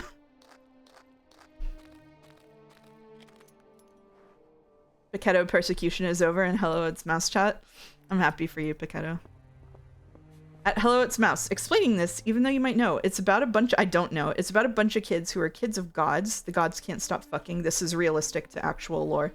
And when they're old enough to be chased by monsters who can't stop hating gods, they go to a protective summer camp, and the main character is the rare son of Zeus that isn't supposed to exist, so he's super strong. Oh, that was kind of hard. I would have really liked that when I was a kid, I bet. Oh, flare gun. I don't know what using the flare gun does, and I'm afraid that it'll end the climb, so I'm not gonna try it. Wait, sorry, Poseidon? Poseidon, not Zeus. Oh, fake fan in chat. Fake fan in chat. He stole the lightning. My god. We're gonna detour. Where the hell is the... I lost sight of the peak again. Oh, this weather is brutal. Where are we going? Are we even going in the right direction? Good lord. In my defense, I was 11. Oh, so it was like 5 years ago. Bird. So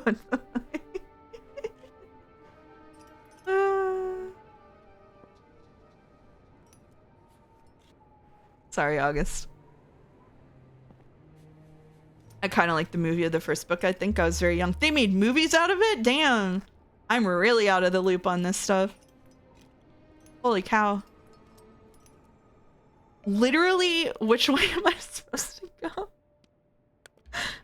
go? Like, actually, which way am I supposed to go right now? I'm so lost. I'm doing a second pass at my comment in Moominland subs, and there's a line that's about a philosopher where a character says, can't you just tell him to either talk about nicer things or stay quiet? Many such philosophers, for sure. I will trade an herb for an oxygen bottle. Absolutely.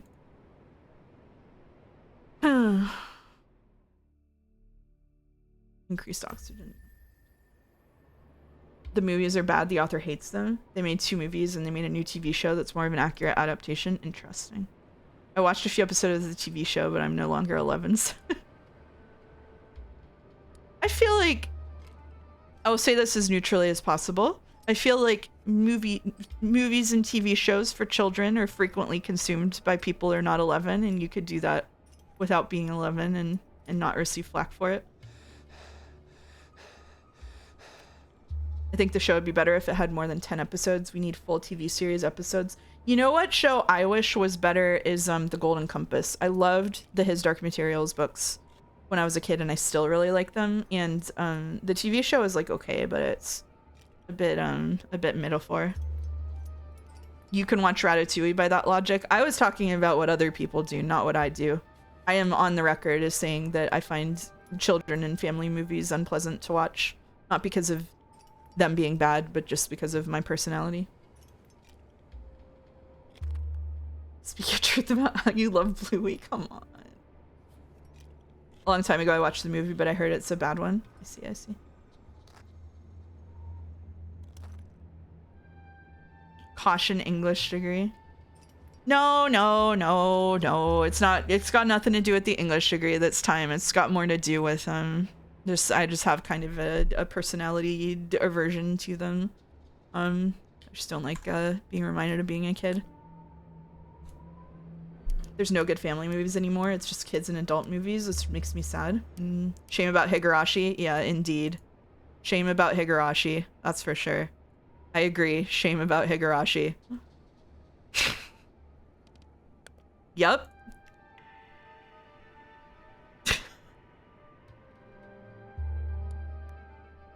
Shame on Higurashi, true. I figured, but I gotta rib my streamer. That's okay. Hey, how was the Pittsburgh Ribs Fest or whatever? Speaking of ribbing. Is that what it was?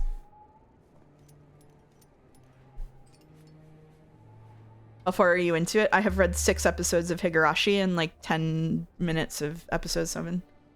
I've never felt so down on Higurashi.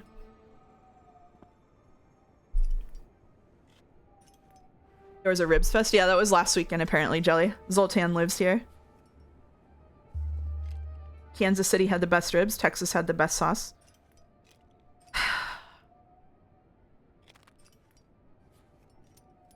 I've always loved Percy Jackson, but it rubbed me the wrong way that eternal punishment is canon and not really discussed that much. Like, people are sent to a field where they exist as a nameless specter without memories. That does seem like it could merit some exploration, I would say, yeah. Episode 7 of Higurashi is when it really begins. Yeah, that's what Godot says, too. Nothing to get you hating on Higurashi, like reading Higurashi. It's true, it's true. Episode 5 and 6 were actually my favorite of the bunch. I said this earlier on stream, but I'll say it. Episode 5 and 6 were actually my favorite, so you would think I would be at an all-time high, but unfortunately, fortunately not. Fortunately not. FF13 gets good 30 hours, and I haven't played FF13, but I believe it. I thought Higurashi started at episode 9. 1 to 8 is just exposition dumping to set up for the good stuff. Listening to Higurashi fans, you would think so. That's for sure. Episode 5 was good. That's right, Pichetto. We live in there.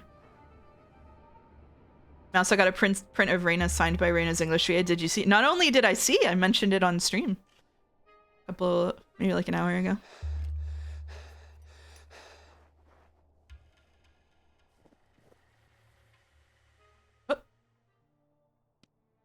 Your breath is taken away. Towering in front of you on the slope are bizarrely shaped masses of ice and snow and several tents not far away. You set up camp here. You call out, but no one answers. I approach the camp. Breathtaking and surreal. The sight of the ice towers captivates you. You are distracted just a second when something hits you on the head. You press the palm of your hand against the painful area. Blood drips on the lily-white snow. Your circulation plummets, but you manage to staunch the bleeding and alleviate the pain. After a while, you're able to move on. Damn. Reduced energy cost in the death zone. Yeah, we'll take it. We'll take it. We'll take it. We'll take it.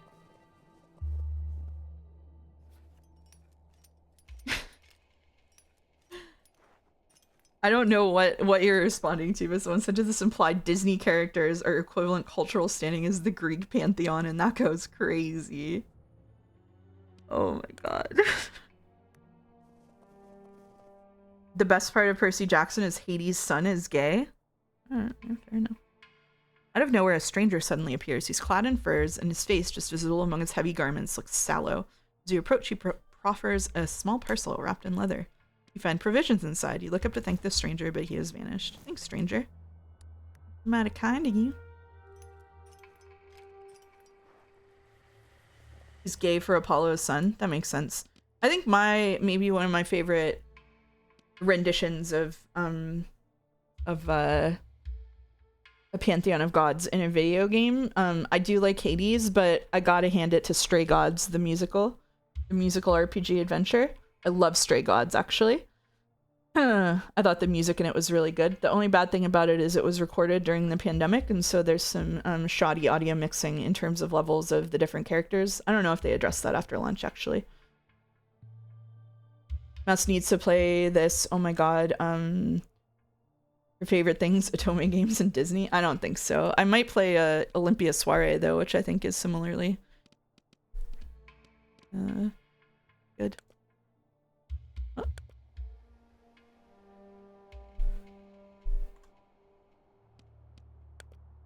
We'll use some climbing rope here. Can't get the whole way there, but we can get damn close. I've had an eye on Stray Gods for a while. Didn't you realize you've played it? Oh yeah, I've played quite a bit of it actually. I think I've played through it twice.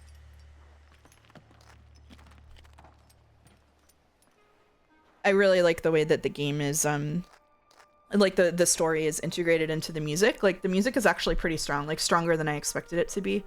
You know how musicals are kind of hit or miss, but I really liked it. If we're talking about ancient Rome, boy, do I have the furry VN for you. Oh my god. What happens in Echo?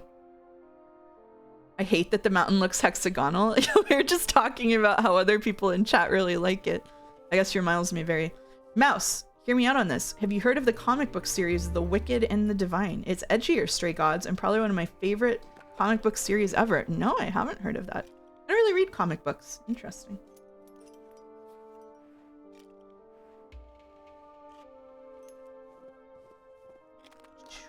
Echo Beginnings. Echo the Forgotten City. Echo the Forgotten City would go hard. The Forgotten City, but full of furries. Why is this such a funny idea to me? You're chilling with your going exploring or whatever, and you just meet a furry out in the wild. A furry named Karen. It's weird. I find manga easier to get into than comics. I just don't I don't have any reason to encounter comics. Like I don't really talk to people who read them or anything, so it's just not part of my worldview. The Forgotten City. Somebody had to do it, Arentios, thank you. Echo Silk Song. Ugh. Human corpses. Ugh. Not worth. Not worth. We can make it to the top, baby! I was going to tell you there's an Echo prequel in the early 1900s, but you actually know that already. If I knew that already, I forgot. Oh, that's the one that the Henry Wyatt was blogging. That's right. That's right. I didn't know that. Was trying to think of which character would be which animal, then I realized I suck at that. Yeah, I don't really associate different types of animals with different people, as you can tell by the fact that I have almost nothing to do with a mouse. You ever heard of the Paul drama in Spider-Man comics? No, I have not.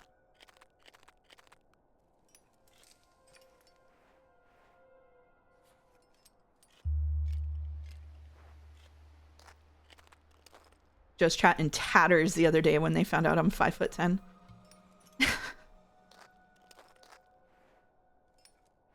Spider-Man had a cuck arc? No, come on. Come on. No.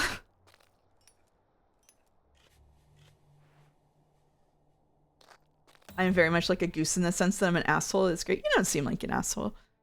You've made it to the summit. A beautiful view is your reward, but more than that, you've gathered plenty of valuable experience that will help you survive up here.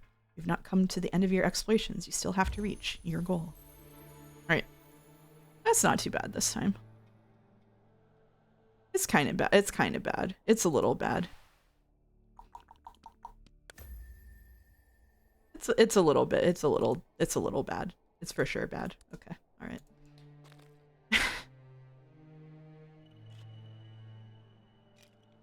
It might take a bit to explain Paula, so bear with me. Oh boy. Oh boy. Oh god, we're suffering on heat. Paul, the new guy, is finally out, and in the panel there was light shining on them breaking up like God himself wanted. No way. They can't be doing that. I hope it's not going to be appalling. Oh. A pun master has entered the chat. When I think of Spider-Man lore, I think of when he had to ask the devil, the literal actual, what happens in comic books, the literal actual devil, to make a deal and undo his wildly unpopular with fans marriage in order to save Aunt May, who died so they could set up the arc to undo the marriage. How unpopular was this arc? Holy shit. Comics suck so bad, dude. I don't know. This is starting to sound awesome, actually. I used to read comics when I was a kid because my piano teacher had them, and I would read them while I was waiting in line for piano lessons, but it was a long time ago.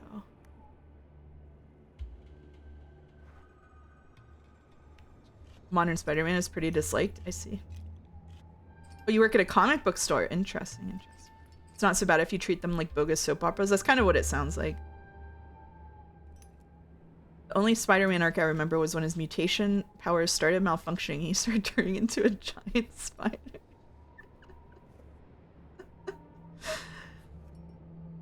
Spider-Man had to ask every scientist and mage in the known universe, and they were like, sorry, can't cure bullet wounds. Mage? There are mages in Spider-Man?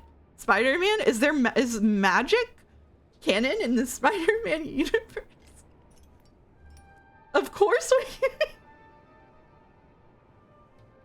Doctor Strange is one, Scarlet Witch is one. Oh my god, I didn't know magic was canonical. Don't say duh.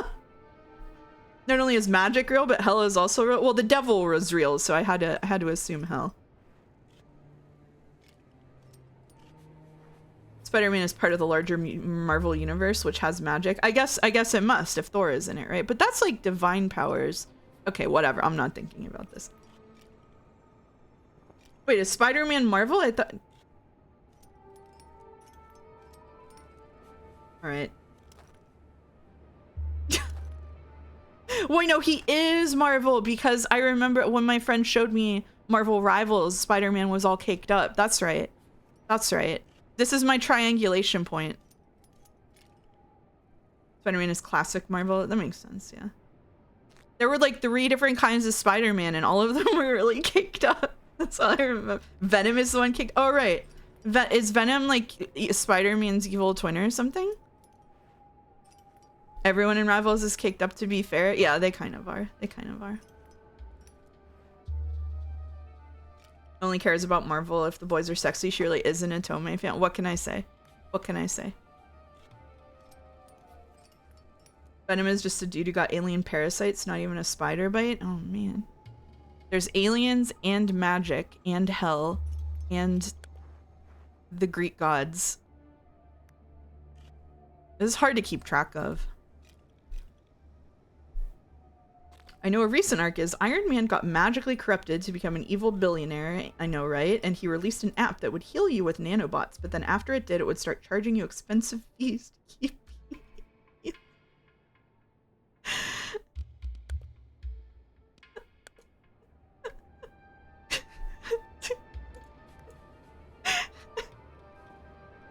What is Marvel Rivals? That there's so much cake in it. It's like a multiplayer competitive online game, and the characters are all Marvel characters, and they're all hot. And that's all I know. Isn't it Norse gods? Thor and Loki and Odin? Yeah, Norse gods. Boulder says they're not really gods per se, though, but they are, right? Are they aliens? Was that what demi-humans were? Can we have a permanent run of Insurmountable streams? This rules. You know, not so neat. I have a great, I am so excited to tell you how the Kingdom Hearts streams are probably gonna go. Just because it's probably just gonna be like this. Welcome, Dalmek, to chat. Have we talked about the Speed Force yet? I don't believe so. Would you like to tell us about the Speed Force? And by us, I mean me. Loves Kingdom Hearts. Yeah.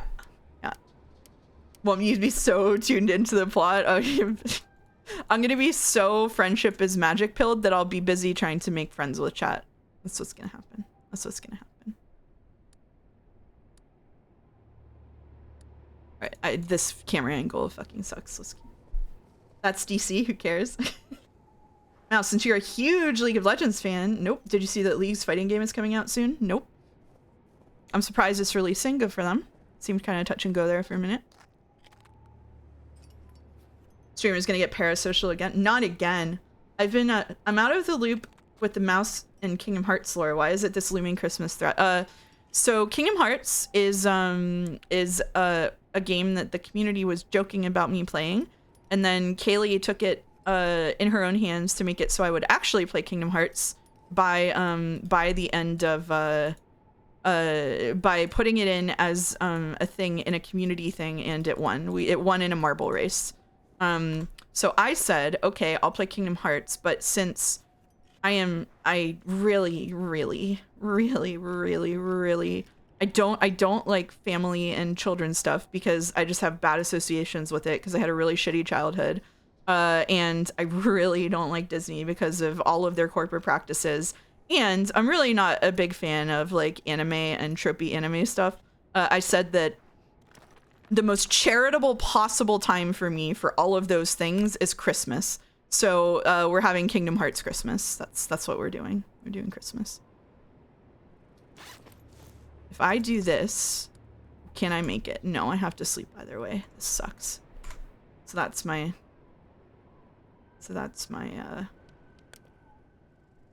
that's what has to happen. Co-op League fighting game sounds like a joke designed to fabricate the most absurdly venomous, noxious, hypothetical fan base possible. I can't believe it's real. Just for the record, I was reading a chat message from Jelly. I did not say that myself. You can then play Chain of Memories. Nope, because the plot is all about forgetting what happened in Kingdom Hearts. I don't need help. Yes, that was Kaylee. Only Kaylee. Yeah, it was just Kaylee. Yeah. History will say it was just Kaylee. I went to Disney World a couple years ago and it was miserable. You had to do everything through some wristband and app and everything was so expensive. I'm sure someone else in chat will say this, but the Defunct Land video about that is really good. Boulder says, Spider-Man is Marvel, which means that the funny quipping web swinger exists in the same universe as the ongoing struggle toward the global genocide of mutants by US government commissioned murder droids. Excellent. Lemonade. Lemonade, thank you, Lemonade, for resubbing. Why did this only pop up for me when I went to mobile? Rodney, please fix Twitch. Thank you, Rodney. We're all waiting for you to fix Twitch. But thank you for the resub, Lemonade. All right, let's go. Let's get out of here. Let's get out of here.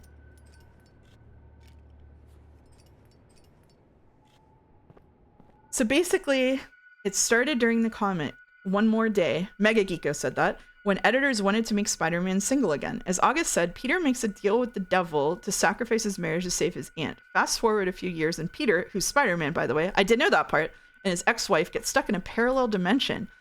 Spider-Man B.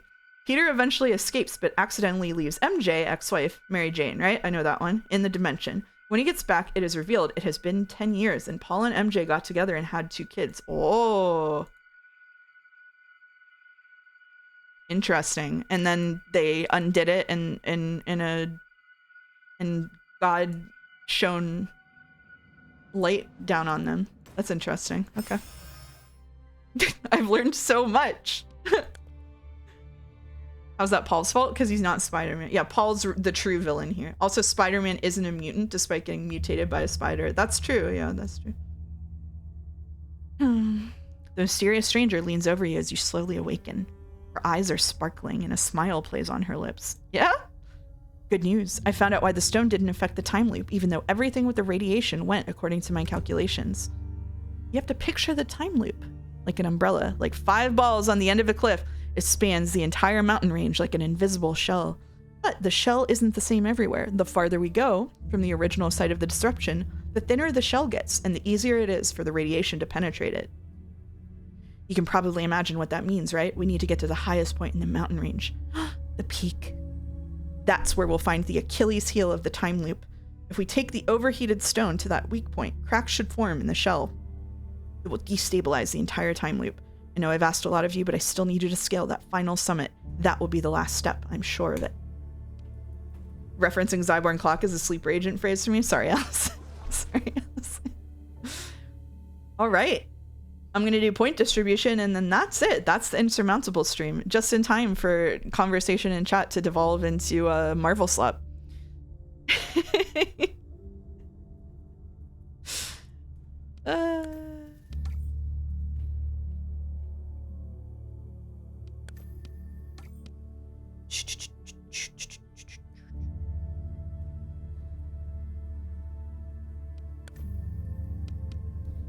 We can say Marvel slap now. We can. You could even call it cape slop if you wanted to be inclusive. I'm gonna tell you what to do.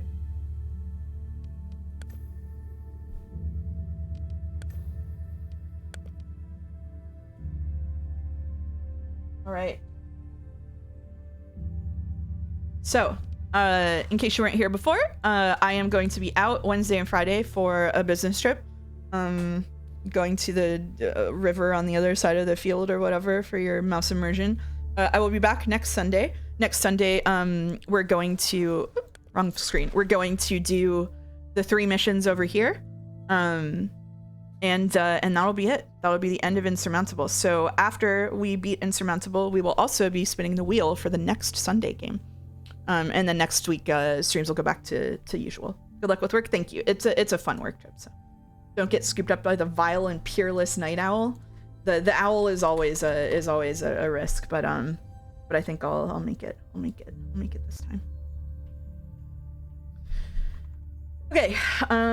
Anybody have someone that we want to raid? Or otherwise, we'll go to Kraken playing God knows what in Gary's mod. Good night and good work. Thank you. Thank you. Thanks for the fun romp through gestures, vaguely culture and society. We had quite the breadth of topics here. Got nobody? Maybe I should stream nights on Sunday? You could. Have a good week. Take care. You also take care. All right, we'll just raid Kraken. We'll raid Kraken. Good night, everyone.